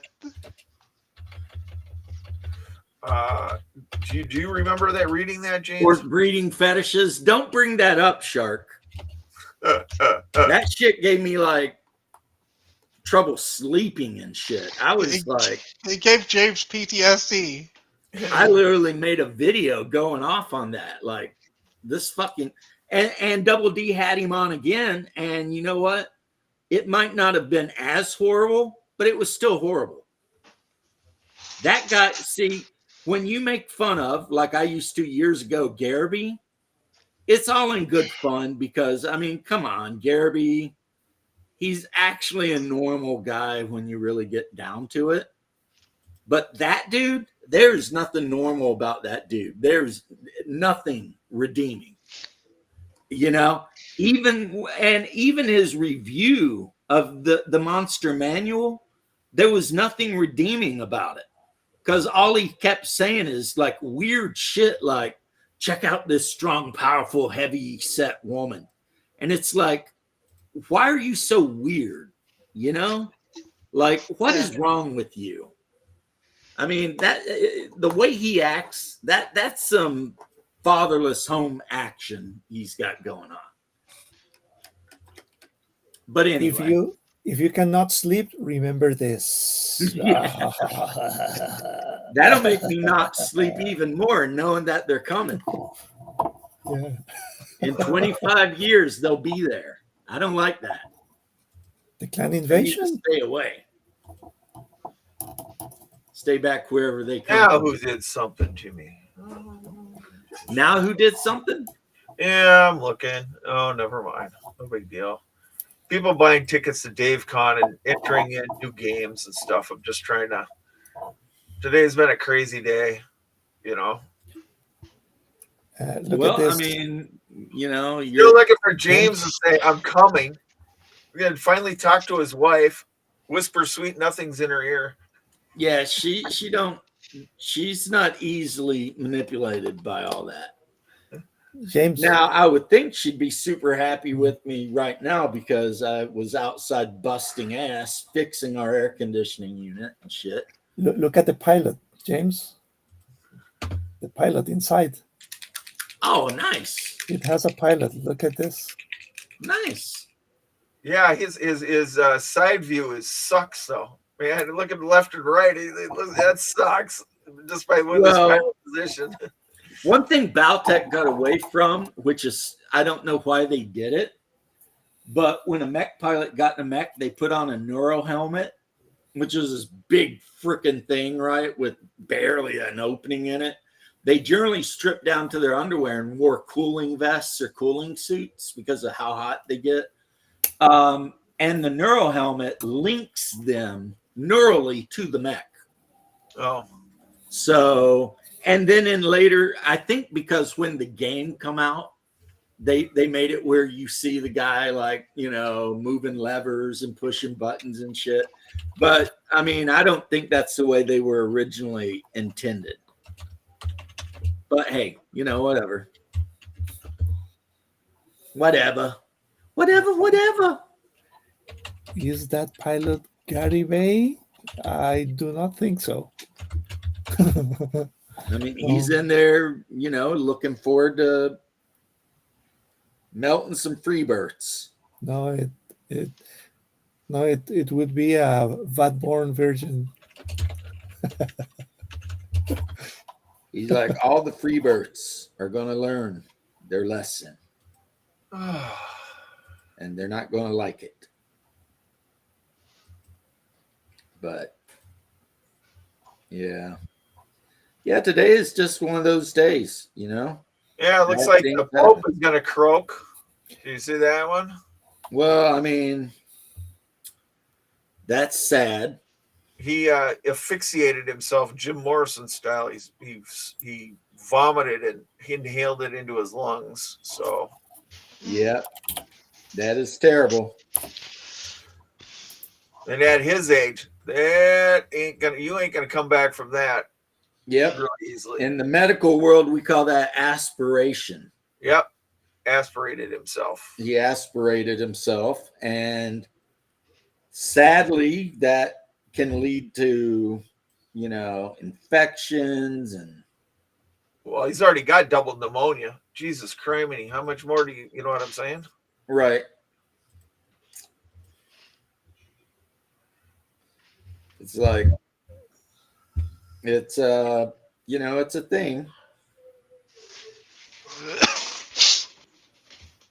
It is a thing. And we'll just have to see, Yeah. Maybe next time they'll pick a different, person. We'll see that. I was listening to something about this Pope. This Pope was from Venezuela, wasn't he? Somewhere in South America. He's also considered one of the most liberal popes of all time. But that's the time he came up. I was listening to a guy who did a study. All of the Catholic priests that were ordained like 20 or more years ago, like the vast majority of them identified as liberals and progressives. But 99% of Catholic priests that have been ordained within the last couple of years identify as hardcore Orthodox, freaking not progressive, conservative, They believe that the doctrines of the Catholic Church should be abided by. So the Catholic Church, I think, and when I say Orthodox, I mean they believe the doctrine. Yeah. I don't mean they're Orthodox Christian, unfortunately. But so yeah, we're getting ready to see like a tidal change in the Catholic Church. What it will bring is a cultural shock at some point inside the institution. Mm-hmm. At some point, there is going to be that crash, a collision. Because all the young priests, especially here in America, are becoming more hardcore when it comes to the faith and more conservative socially about things. Yeah. So when the younger priests were interviewed about how they felt about all this more progressive shit, they're like, nope. You know what I mean? They're like, nope, not doing it. We will abide by what the Bible says, and that's just it. So there's hope. There's hope. The Roman Catholics might pull their heads out of their asses and do the right thing. Hopefully. We'll see. I mean, you know. I mean, I can't talk shit because we've had problems in my church about every 500 years. They have to do a cleansing and kick about half the priests out. The last one was called the de-Judaizing of the Orthodox Church, because people join the Orthodox Church and become priests, but they brought doctrines that were opposed to the doctrines of the church. But since they were priests at a lower level, people didn't know, you know? So they're in their congregations, they're teaching false doctrine. And then what happens is eventually it goes up the chain and a bishop hears. And then, you know, the bishops all get together and discuss it. And then a bunch of priests get defrocked and kicked out. You know, and like I said, it's happened multiple times in the Orthodox Church. The sad part is it makes probably sense. is necessary. Yeah, because it was considered necessary. These guys were teaching false doctrines that had to go. Sorry about it. You had to go, you know? And yeah, so I basically I was just saying I can't be judgmental because I mean my church has been Makes sense. It makes sense because if not, the doctrine is going to mutate. Like it's happened. Well, that's the whole point of the bishops is nothing can be changed about church doctrine unless there's a unanimous agreement amongst all bishops. So therefore, guess what has changed in the last 2,000 years? Nothing. Because if it goes against the writings of the church fathers, the scripture, etc., then it's just not going to happen. As a matter of fact, Orthodox priests and Orthodox people are taught the worst word in the English language is innovation. Because if somebody becomes a priest, but they think they're going to do innovative things with the doctrine, they got to go. Because, you know, the Gospels cannot be innovated upon. You know, they're divine. You don't mess with it. But occasionally, you know, some people feel like they want to because we're humans and that's what humans do. And then you have a synod, as it's called, or synod, and all the bishops explain why whatever the innovation was goes against, you know, scripture and tradition. And then that shit gets, you know, nixed and whoever pushes for it gets kicked out. Yeah, the only innovation that could happen and would ever happen is to switch good and evil. And that's it. Right. That's the only innovation that they can bring. There is no other innovation. So, well, 500 years ago, the big issue was there were a lot of priests in the Middle East and Greece and stuff like that that were trying to argue that you had to be circumcised to go to heaven. And it was because they were Jewish people who had become Orthodox priests. So they brought some of their Jewish faith with them. And when it finally got up to the top of the chain, it was like, no. And they were given the option to recant their false teachings or get the hell out of Dodge. Because, Yeah.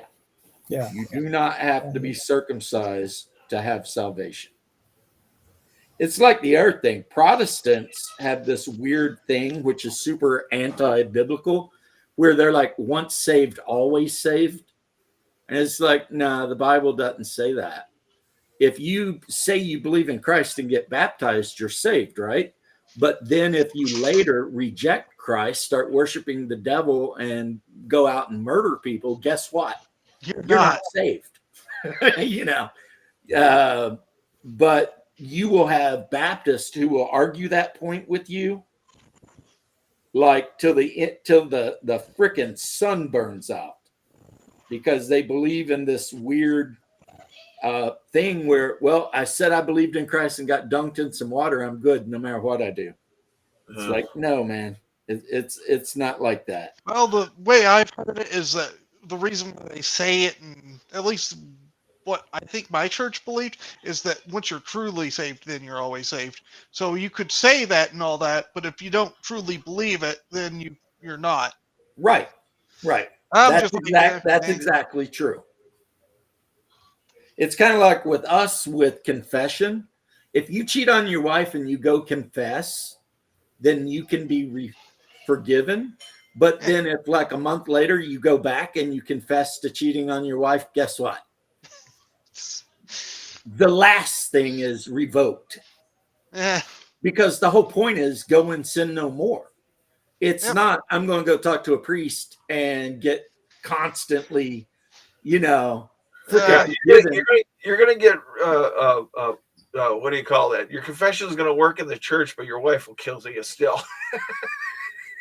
Well, in Orthodox, it won't work in the church. Yeah, it won't work in the church either. It couldn't work in the church either. The only way it works is if you stop doing the thing. Yeah. If you keep doing the thing, then you just keep being guilty. And, it is what it is. I think that's how Roman Catholics are too.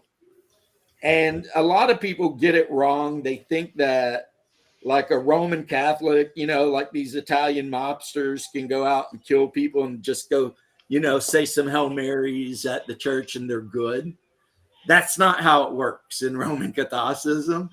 But Protestants that hate the Roman Catholics will claim that. But no, that's not how it works. That's not how it works. Not even in Roman Catholicism, which I'm very familiar with. R2D2 is pissed. Mm-hmm. Or being killed, either one. Or trying to tell somebody, hey, I can't hack into this computer system. Or maybe he's saying, I hacked into the computer system and it looks like all of the heroes are in a trash compactor. And they're all like, turn it off, turn it off.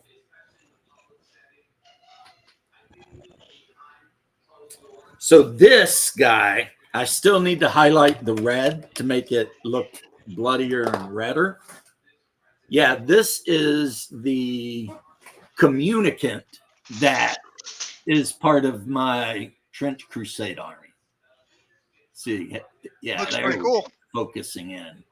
Yeah, he's looks like Gladiator. He's like, well, the thing is, if you look real close at the cross on his face, there's two spikes through it that go directly into his eyes. He's blind, but because of his special nature as a communicant, it's like a Roman gladiator. He can see even better than if he had eyes. It'd be the most badass Roman gladiator ever. Well, he is about 16 feet tall, and he was created by imbibing in the genetic material of the clone of Christ, which my particular warband hates.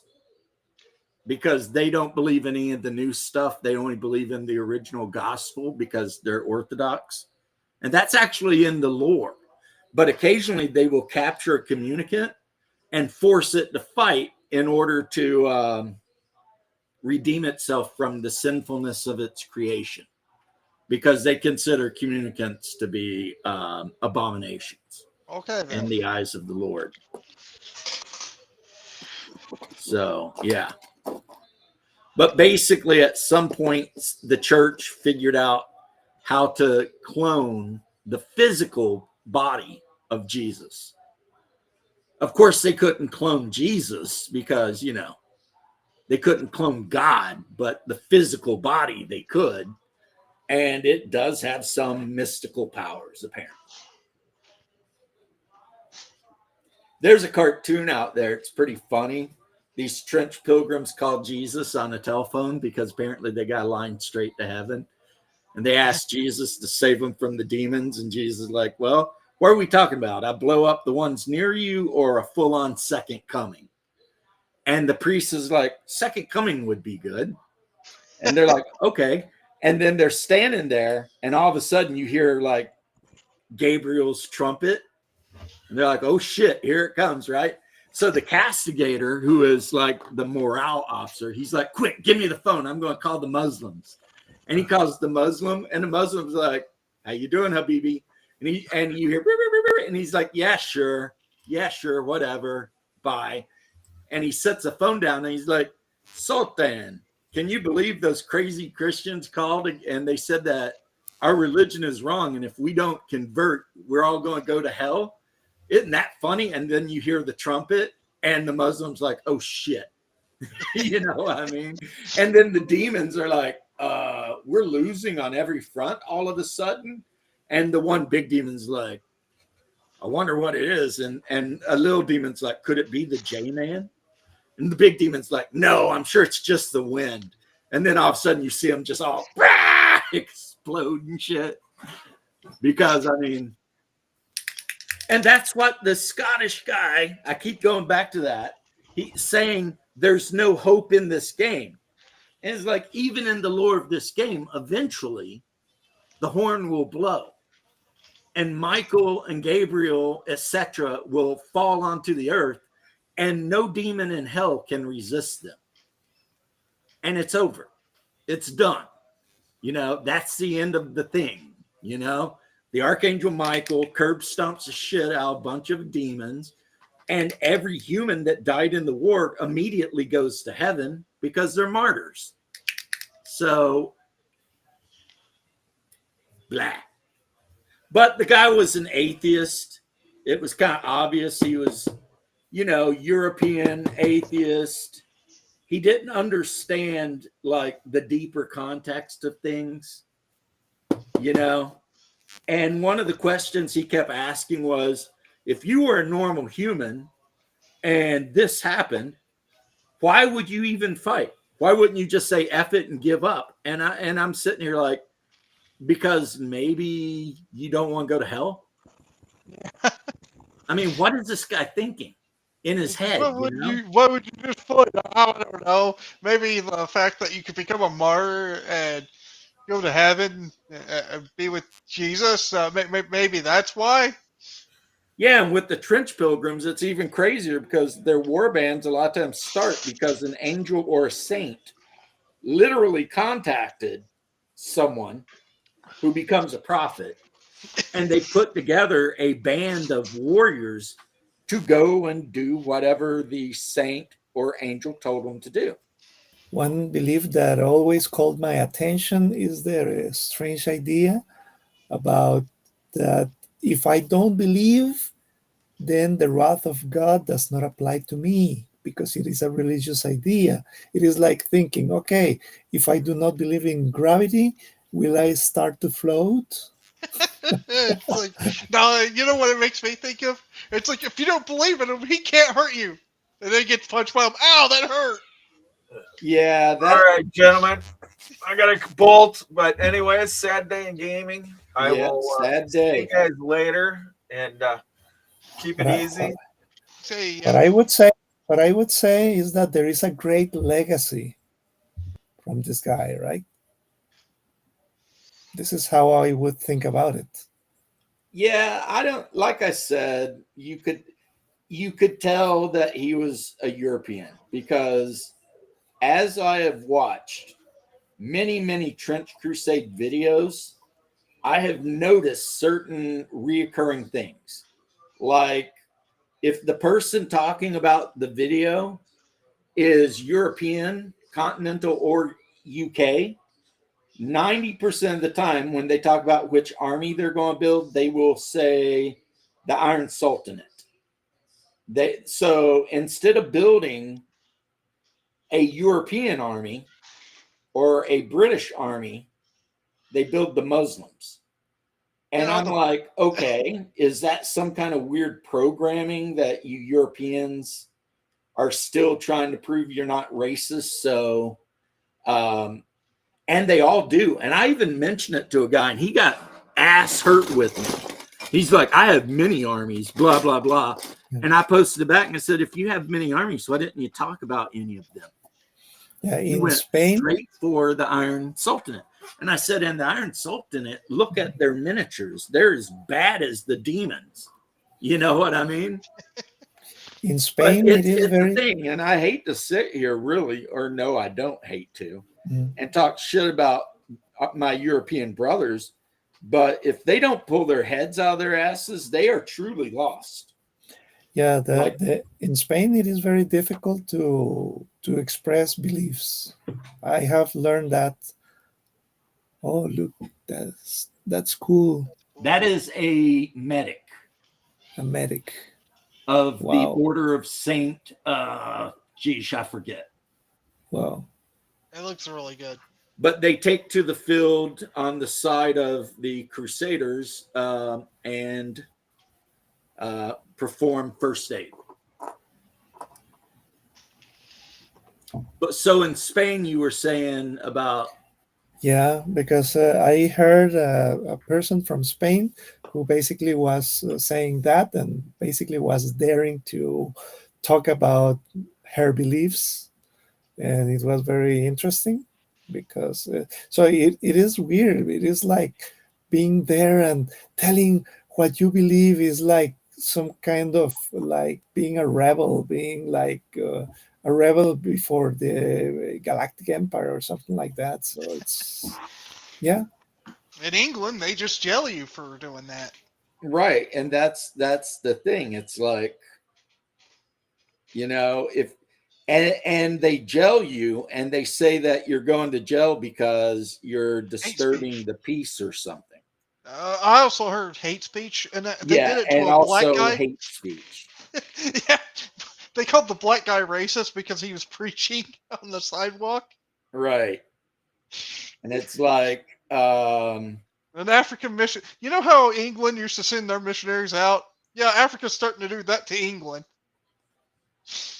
yeah, I don't know what happened to the British, but they went from being like badasses that owned a quarter of the world to being a bunch of bitch asses that barely own a landmass as big as the state of Michigan. And they're so servile. It's Yeah. like when the COVID thing happened and Well, it their was before government said, COVID. you guys all have to stay inside. They were like, okay. Yeah, it was before And COVID, they're man. like that with everything. If the government tells them they got to do something, they're just They like, do it. okay. Yeah. They just do it. That was well before COVID, I can tell you that. Can you imagine?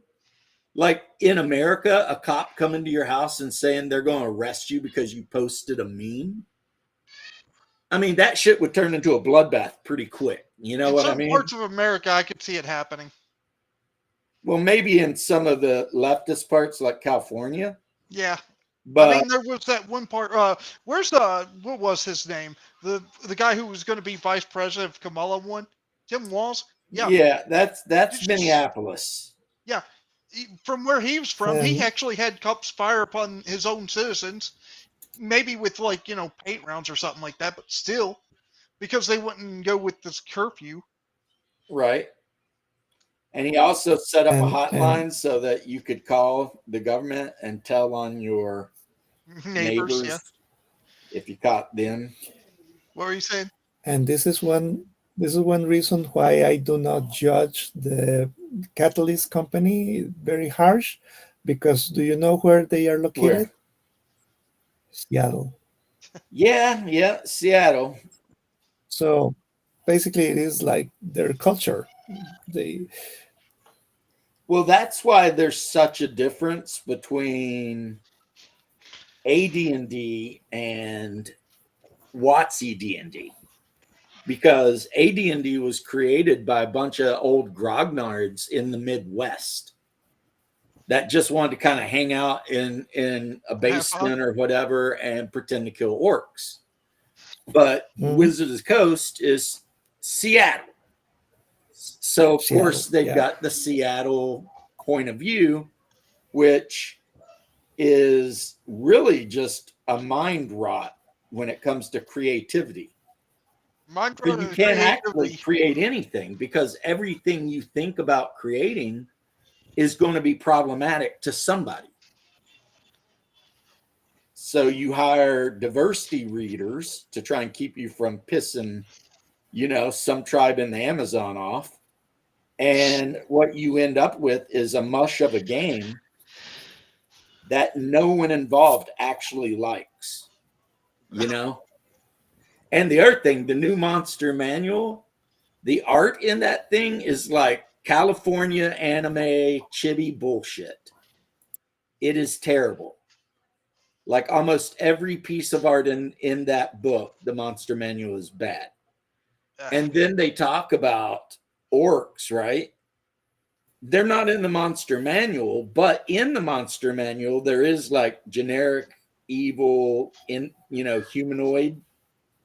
So you can still kind of use orcs, but they're not specifically available.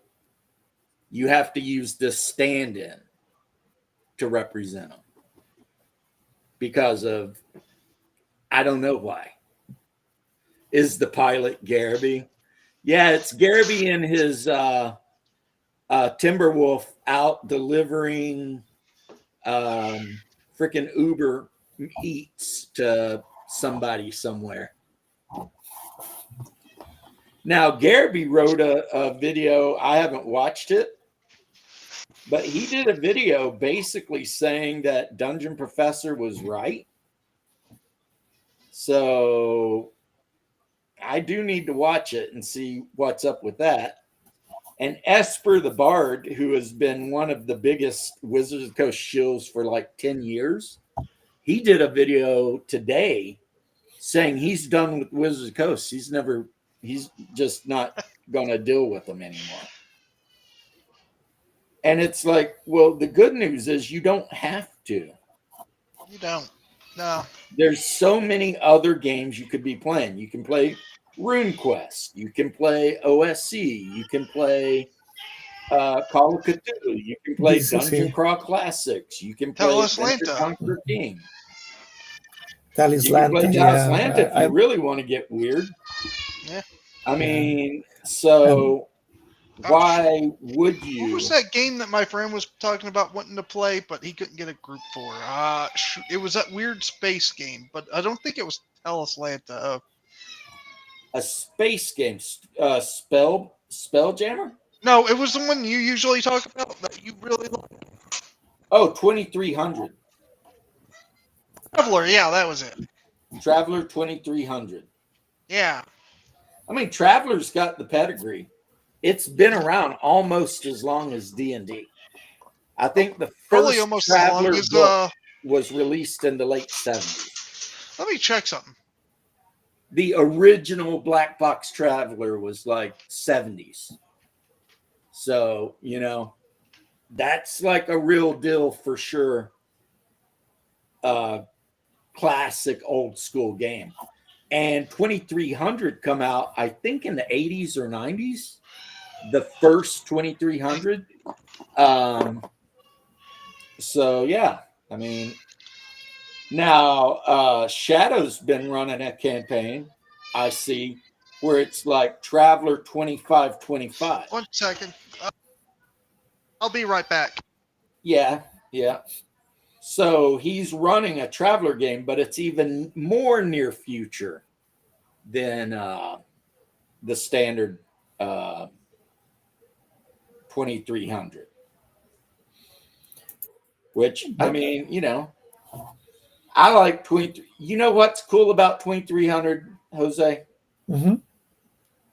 When you're making your character, whatever kind of character you're making, if you want your character to be from Costa Rica and speak Spanish, you can. Now, at some point in the future of the game, you'll probably be leaving Earth and going out into space to do missions and jobs and try to survive and maybe go to a colony or fight the frickin' bugs or whatever. But the point is, your nation still exists. If you want to play an American, you can play an American, and you could be your career could be Marine, and you could just be, that salty U.S. Marine stereotype. You know what I mean? The guy that's always like Apone in Aliens. You're like this no nonsense big black dude that's always chewing on a cigar, and he's freaking, ex-U.S. Marine, but now he's working for the French consulate in the French arm, whatever the situation is, Or you could make a character named Artyom Sakharov, who served in the Central Asian War for the Russian side, and now you're done with your army career, and you're figuring, why not work security on some colony somewhere? All of these things are possible. And so cool. Normal Traveler is so generic. It's just like, okay, you're a Marine in the Empire, and who gives a shit about your home world or anything else? Because honestly, it's just not that important. Yeah, hopefully one day they will re-release with great arts and all of this, but hopefully. Yeah. One day. Another thing I kind of like about my 2300 books is the basic expert. Mm-hmm. He did a lot of the art in it. Yeah, there are so many products that we would like to we would like it to exist, but they do not, right? Like Battlestar Galactica toys or something like that, or Traveler rulebooks with modernized arts or something. Well, I mean, you've got Mongoose Traveler, which is the Traveler I like, and Shawner was always talking about. And it does have relatively modern art, but yeah, they didn't spend a ton of money on their art budget. However, like I said, Basic Expert, who is a guy I've talked to and I respect quite a bit, he did art for the game. He drew some of the spaceships and some of the other stuff. So I think that's just kind of cool, that I've actually spoken to someone who worked on the game. But the game is made by an Irish company, and I'm back. I think is very expensive, really. Shouldn't cost as much as it costs. But yeah, Garrity, we'll see what Garrity's saying. Later, I'll check it out. I mean, he's agreeing with the Dungeon Professor, and Dungeon Professor is basically stopped kind of even mentioning 5e most of the time. Like, he even changed his thing because his channel used to be, I'm the Dungeon Professor, and I'm here to teach you how to have more fun playing 5e. And now he's all like, this channel is devoted to role-playing games, blah, blah, blah. He never mentions 5e now, really. So apparently he himself has decided shilling for 5e is Not doing so well. not worth it for him, Yeah. Yeah. Look at this. That is, I can already tell that's a Chaos Dungeon Rising. Classics. Yep. One thing I liked about Dungeon Crawl Classics, which might seem kind of stupid, Yeah. is I liked how they drew the characters. Yeah, it looks It's like very the fighter looks like one of the wrestlers from the Fabulous Freebirds. You know, he's got like the big handlebar blonde mustache and the long hair, and he's wearing like bell bottoms. You know, and then you've got like the black wizard woman, and she's got like the afro puffs. You know, Yeah. it's like they're just like being so campy about it, you know. And it's like Why in the not? 1 second book, it actually has a picture of them in the van flying through space. Like all the adventurers that they show you pictures of are all in this van with a big mural of a dragon on the side or some shit, and they're zipping through space. Like, I don't know where they're going, but they're going there. Mm. But they say that right off the bat. This is the game your uncle would have played in a basement with black lights and Black Sabbath jamming in the background. You know, it's unapologetically old school, even though it's not really old school. But it Yeah, acts old school. It has some modern touches. Right. Right. I mean, it uses more modern mechanics, but it just goes hard in like recreating that whole 70s 80s theme of playing D&D. And the magic, I love the magic system. The main reason I stopped running DCC is players at the table hated the magic system. And I'm like, why do you hate it? It's so awesome, man. If you roll really high, your magic missile could literally do like 4 die 12 damage to something a mile away, you know? And they're like, yeah, that's true. But if I roll a 1, I get a mutation. It's like, well, you know, no pain, no gain, right? Yeah. Pain, no gain. They just didn't want to hear it. Look, with RuneQuest, that'd be the least of your problems. Well, I mean, the mutations, yeah. After you get X amount of mutations, your character becomes an NPC, basically.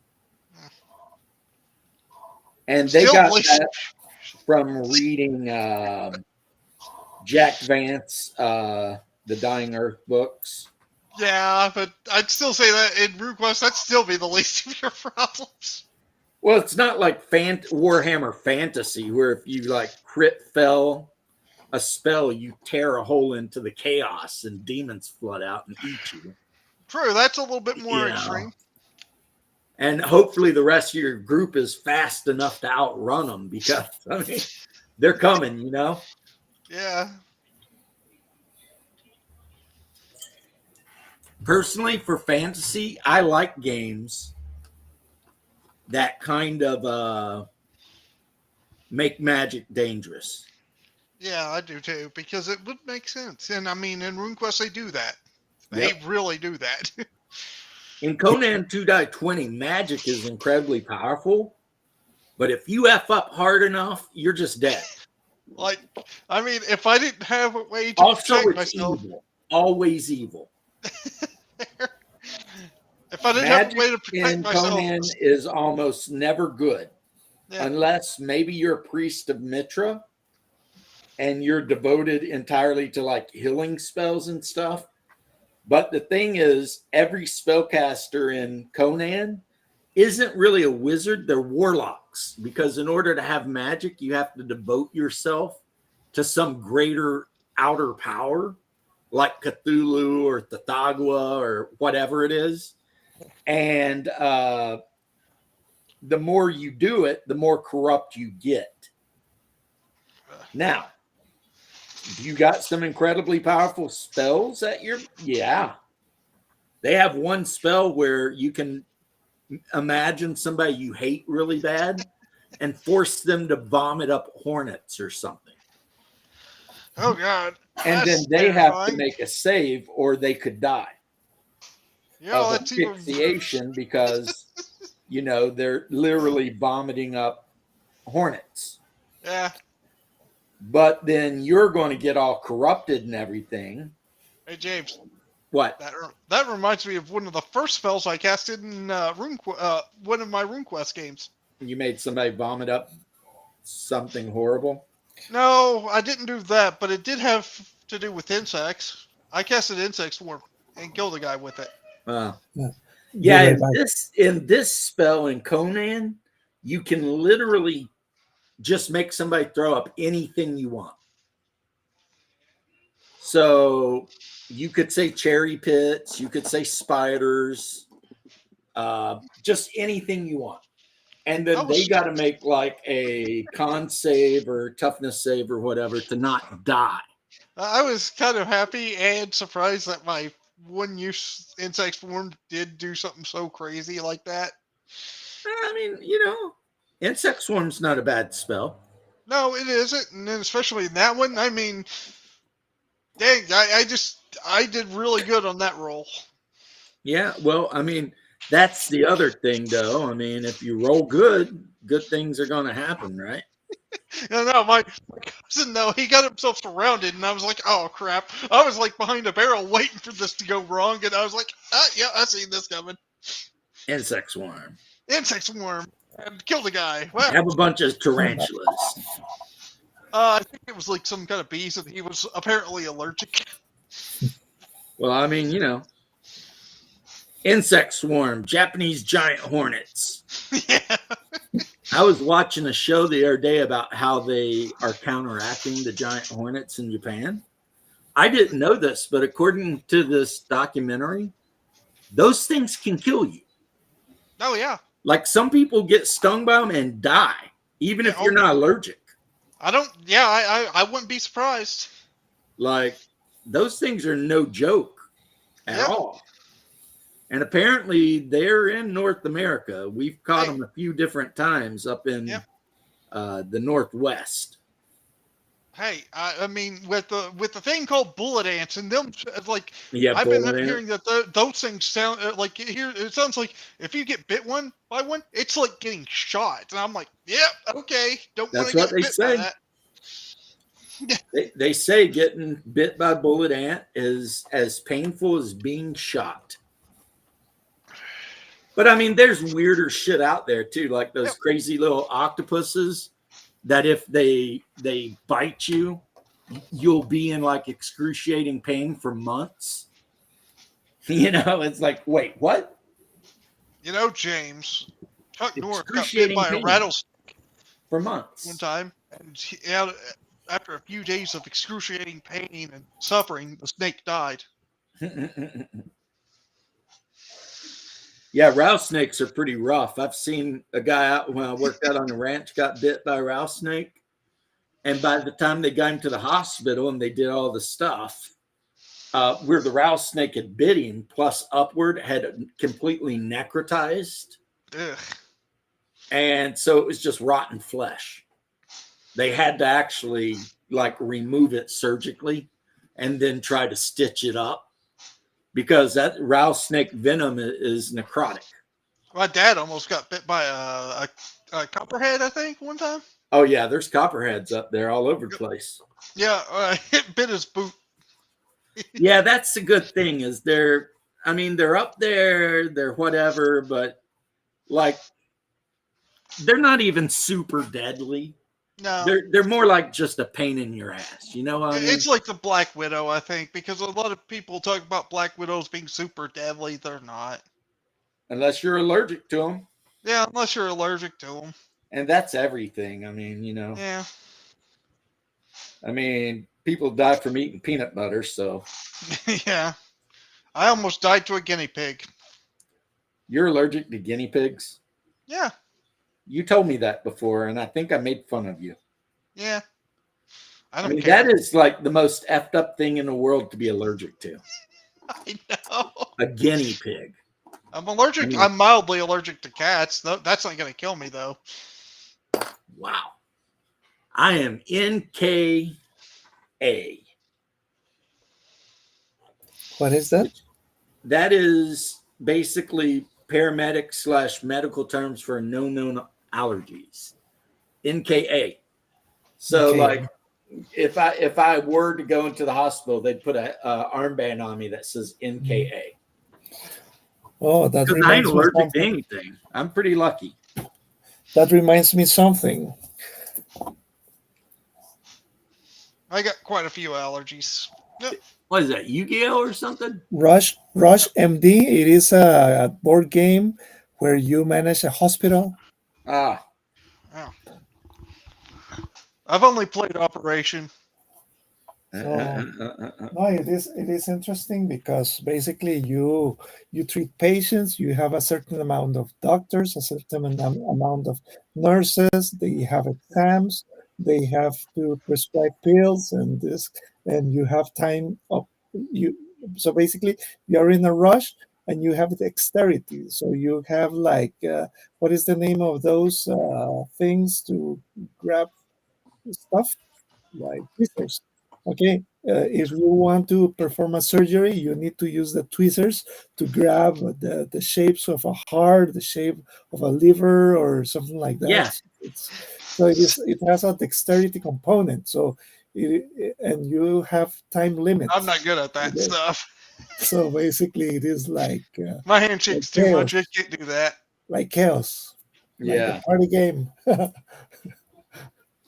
My So handshake's I too much. I can't do that. have very shaky hands. Yep. And a lot of people have asked me, well, how do you paint miniatures and stuff if your hands shake so bad?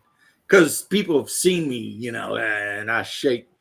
And it's like I actually taught myself techniques that allow me to counteract the shaking while I'm painting. Like one nice. thing is, like right now, I'm dry brushing this figure, and I have my left hand resting on the table. So Yeah, the that table works. stabilizing the figure. I've learned that with But gaming, actually. this is my trench crusade. This is just one of the troopers. He's got a flamethrower. Because I need to paint the flamethrower in his face Looks silver. like But an Imperial Guard. he was an Imperial Guardsman at one point. Mm-hmm. He was a Maccabean Janissary. And then I said, you've been promoted to Russian trench pilgrim. And he's like, okay. I mean, he didn't really have anything to say about it. Might be because. And I gave him an American style flamethrower and tank, and gave all the other guys K98 rifles, and that's their deal. And this is their profit I'm working on right now. He's got a scourge to keep everybody in line and a pistol. And he's carrying a big ass cross on his back so everybody Interesting. knows he's the boss. And he's got a Bible on his belt because, talk about Bible belt, right? What do you think about playing a tabletop game about a hospital? Weird, huh? I think any tabletop game can be really fun. It just depends who you play with. Yeah, I gotta say that is kind of true because when I had a good group for the weird kind of like modern magic punk game, it was fun. Yeah. Yeah, I worked in the healthcare industry years ago as a government employee, Yeah. and basically this made me have the curiosity to buy this game. Basically, so Yep. I worked in the medical field myself. yeah, Also as a government employee. yeah. The thing is that I could not withstand politics. But well, the thing is that I was working for the government, and then a corrupt administration entered, and basically either I obeyed or I would be harassed. I was harassed for months. Wait, you didn't start And with the corrupt administration? I'm surprised on that one. yes, what a surprise in politics, corruption, right? Yeah, Yeah. and so basically I was harassed for months until they managed to fire me. And well, here I am. I survived, but I never did anything wrong. So when things get really difficult, the courage, the strength is about doing the right thing and the lawful thing. So Right. I know that I am in the lawful side. I don't know if lawful good or lawful evil, but I am in the lawful side of the spectrum. The only evil alignment that I allow in my D&D campaigns is Uh-huh. lawful evil. Is lawful evil. Yep. And if anybody comes up to me wanting to be neutral evil or chaotic neutral, I'm all like, no. Nope. Mm. You should. Chaotic neutral is the worst. Oh God, yeah. But lawful evil, the thing with lawful evil is a lawful evil person, while they're evil, they have a code. You know what I mean? If Yeah. they give you their word, you can kind of trust it. Yeah, they're going to keep their word. Generally speaking, they might have a code like Lobo from the comic books would kind of be lawful evil. Like if Lobo tells you he's going to hunt somebody down for you, he's going to hunt that person down. It's going to happen. Yeah, that is fair. Yes. And I would he still loves his probably- dolphins. He's got the pet dolphins he hangs out with, and he absolutely loves these dolphins, right? I mean, So- everything I see him may be a light neutral evil, but yeah, I don't like neutral anything. I know. But that's how I would describe Lobo. as But light it's neutral evil. like it's kind of like okay, Deadpool, definitely lawful evil, but won't kill children. No Yeah. women, no children, unless he's forced to. Like, you know, the woman literally is trying to kill him, right? So he's evil, but he's got more morals that he follows. He has a code. And that I can deal with, but the chaotic neutral person who really should just be playing chaotic evil, but they're hiding behind the neutral so that they can get away with all kinds of bullshit. I don't have a lot of respect for that. No, me neither. But lately, the last time I ran OSC, I got rid of the alignment system pretty much altogether and only had 3 alignments. You were either good, evil, or unaligned. And unaligned, like most farmers and stuff, were basically unaligned. That just means you're a person trying to live and keeping your head down, you know, just doing your thing. You're not really going to sacrifice yourself or put yourself in a lot of danger unless you have to for your family, etc. And good, of course, means that you are good. You would actually intervene to save somebody. Mhm. And evil means exactly that. You're evil. You don't give a shit about anything or anyone but you. I think for the most of my characters would be in the good category. All of mine would be, because that's just I would say that, except for my rogue, or my thief who tried to start a criminal empire type of thing. I did one time make a ranger that was really, really evil. But the reason he was really, really evil had to do with the backstory. Like his family had been brutally murdered and stuff. And instead of dealing with it the right way, he went the other way. And he basically just began to hunt down and murder. Like it was orcs that killed him. So, of course, he began to hunt down and kill orcs. But he didn't just kill them. You know what I mean? like he went overboard. Let's just say that. And so he actually kind of become evil because he becomes so obsessed with revenge that Where my thief was actually becoming more on the good side than evil. It went the opposite direction. yeah.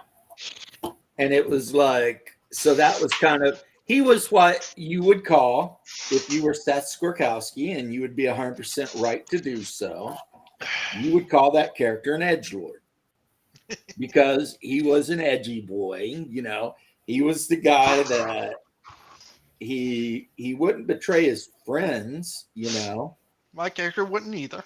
and you could count on him to do what he did, but he actually kind of enjoyed torturing orcs and goblins and stuff. Oh, So it was like, you know, a weird thing because it's like, okay, he's got a reason for why he's so effed up, and yet he's, you know, he's effed up, you know. fair. My character was more about personal gain than anything. Not going to betray the allies, but still more out for, gaining money and power. Right. So basically, you were all like, cash rules everything around me. Cream. I wanted to be the mob boss, Get basically. the money. Dollar bill, y'all. Anyway, a little Wu Tang. But yeah, so I I don't mean, you regret that can make character. characters that are edgy but are still not a giant pain in the ass for the rest of the group. Yeah, that character did completely change that campaign, I gotta say. And the result of being lawful is that I didn't go to jail. You would be amazed because years later there was some trial and there was some Investigation. things, investigation and all this. The project where I worked was the only one that was saved because there were some others that were stained with the dirt of corruption and people went to jail and all that. And I just Mm-mm-mm. said, okay, I follow the law. So Yep. here I Hey, am. I'm glad In you the did. back of our I rescues, we have cameras, and it is for our protection.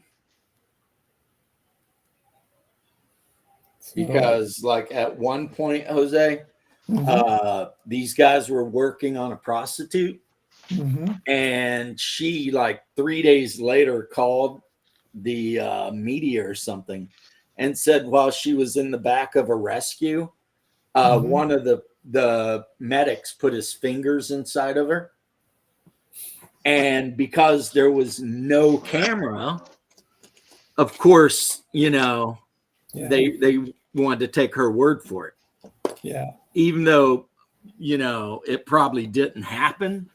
That's just the way it is. And so, you know, this guy's whole career was ruined mhm, because an actual prostitute picked up on OBT, mm, made an accusation for some yeah, reason.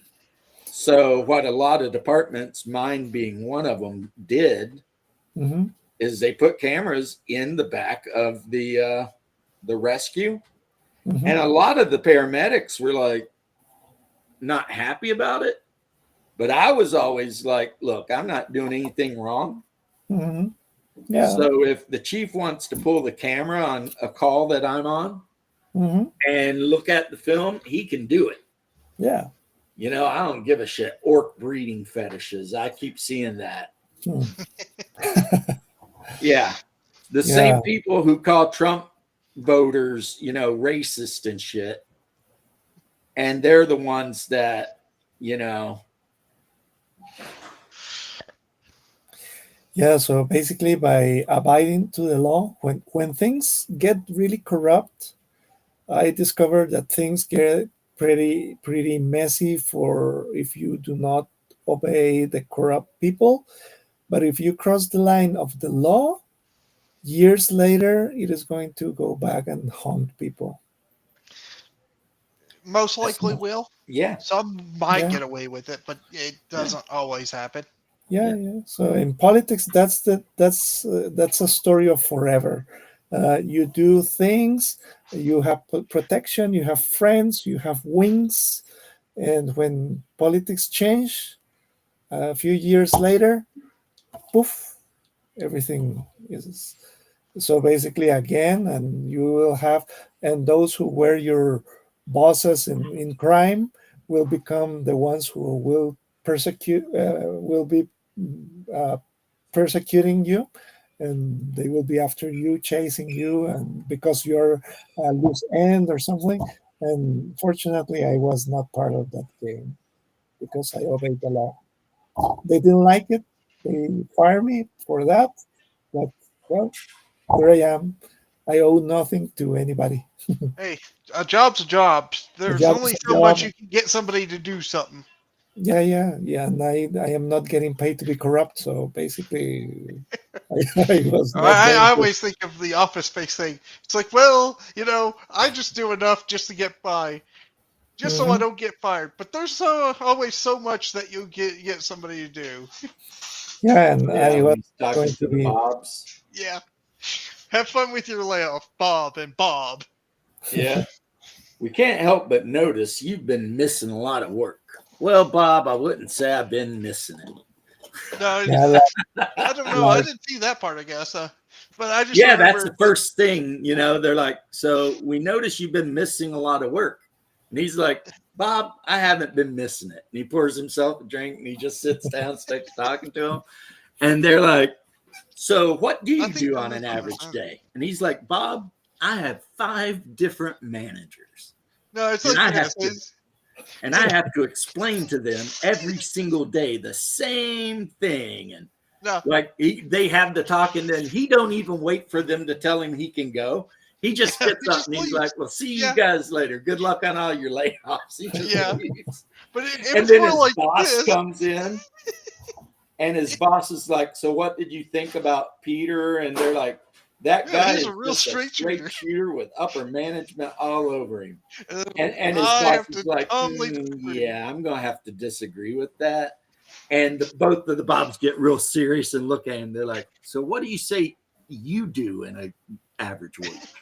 And Peter's boss is like, "Yeah, because Yeah. I think he was thinking, I should get my mouth shut at this point. yeah, Office Space is one of those classic movies." Yeah. I Peter remember goes to his like kind of redneck neighbor who works construction. He's like, "Let me ask you a question.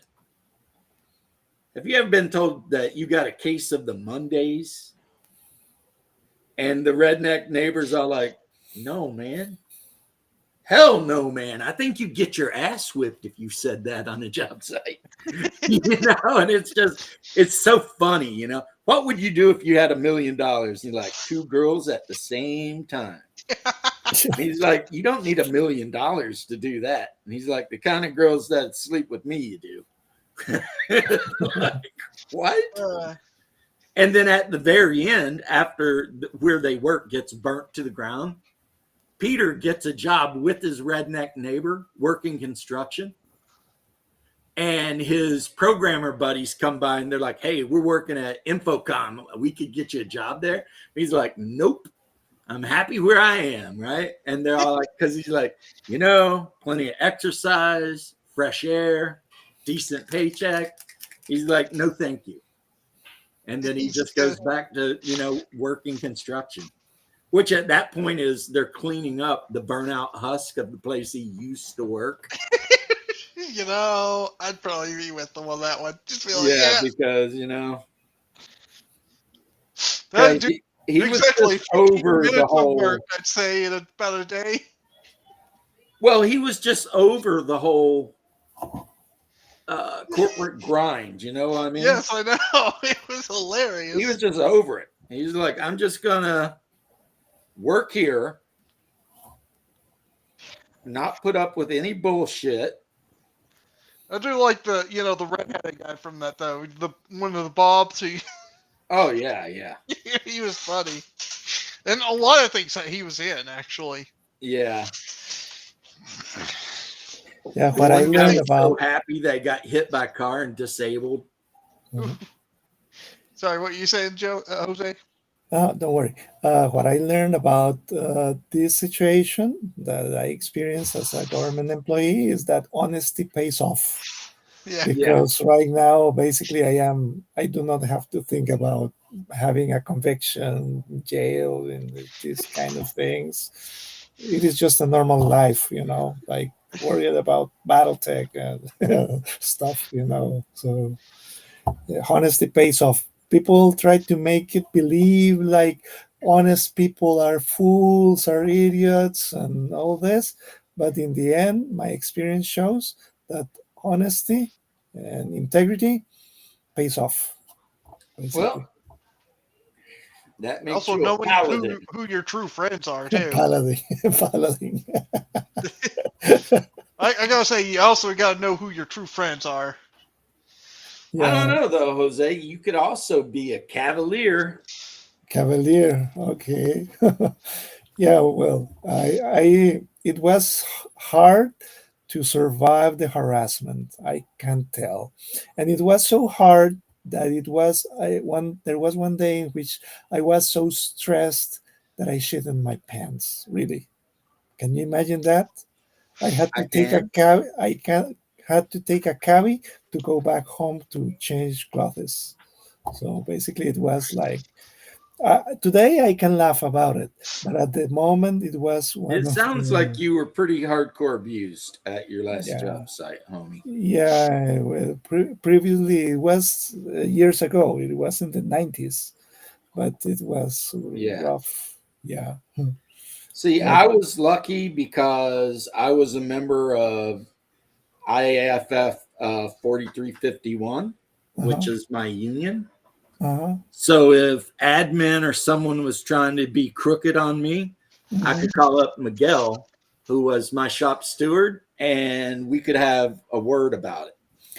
Yeah. The problem is that here unions are like a business. They collect money.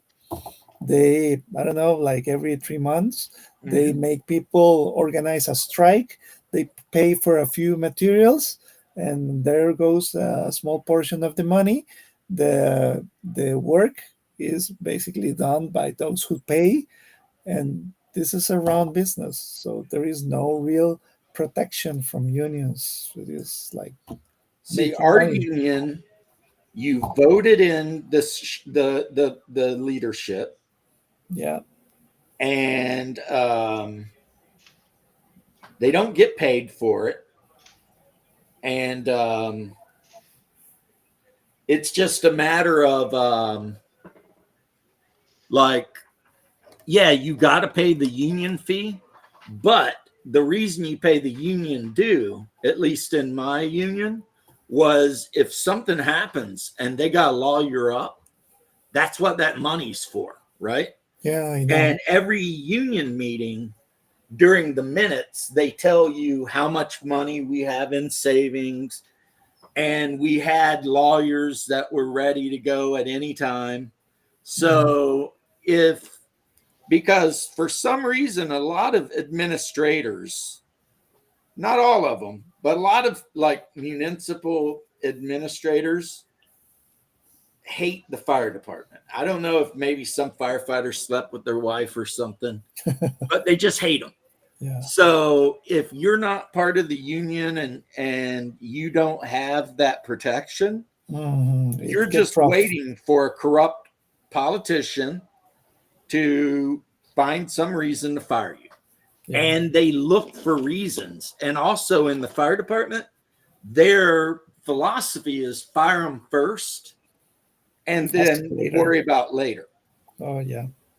So many of the guys I worked with, I've seen get fired. Mhm. Here, Then the a month later, they have to be rehired mhm, because the union lawyered up mhm, and was like, okay, you want to fire this guy for bullshit. We'll see you in court. And then after that happens, mhm. um, adjudicator or whatever says to the government, "No, you got to hire that guy back." Mhm. So then that guy who's been gone for like 2 months gets hired back Mhm. with all of his back pay. Mhm. And I've seen that done Mhm. 3 times, 4 Yeah. times at least. Here, the union of the healthcare is giving problems to the president now because they seem to be aligned with the corrupt people. See, our union, we had votes So they as are. far as what politicians we wanted to back at Mhm. every level. So they. So, being that I'm in the deep South where I Yeah. am, Yeah. my union always backed the more conservative guys. Yeah. But normally, like, it's like this latest thing that happened with Trump, where all the firefighter unions wanted to back Trump. So Mhm. the leadership just said they weren't going to back anybody, which is actually a win for Trump because for the last umpteen years, the firefighters union has always backed the liberal. But in this particular case, even though the leadership of the union wanted to back Kamala Harris, the rank and file members had voted in such huge numbers to back Trump that the leaders decided they're just not backing anything. Might Because as well be quiet so they didn't have to screw their positions. That's what it was. exactly, had they went against the people, then they'd have been finding new jobs. Yeah, this is why I don't like unions, though. It's like they are so terrible on these Some things. unions are terrible, like the unions for like auto builders.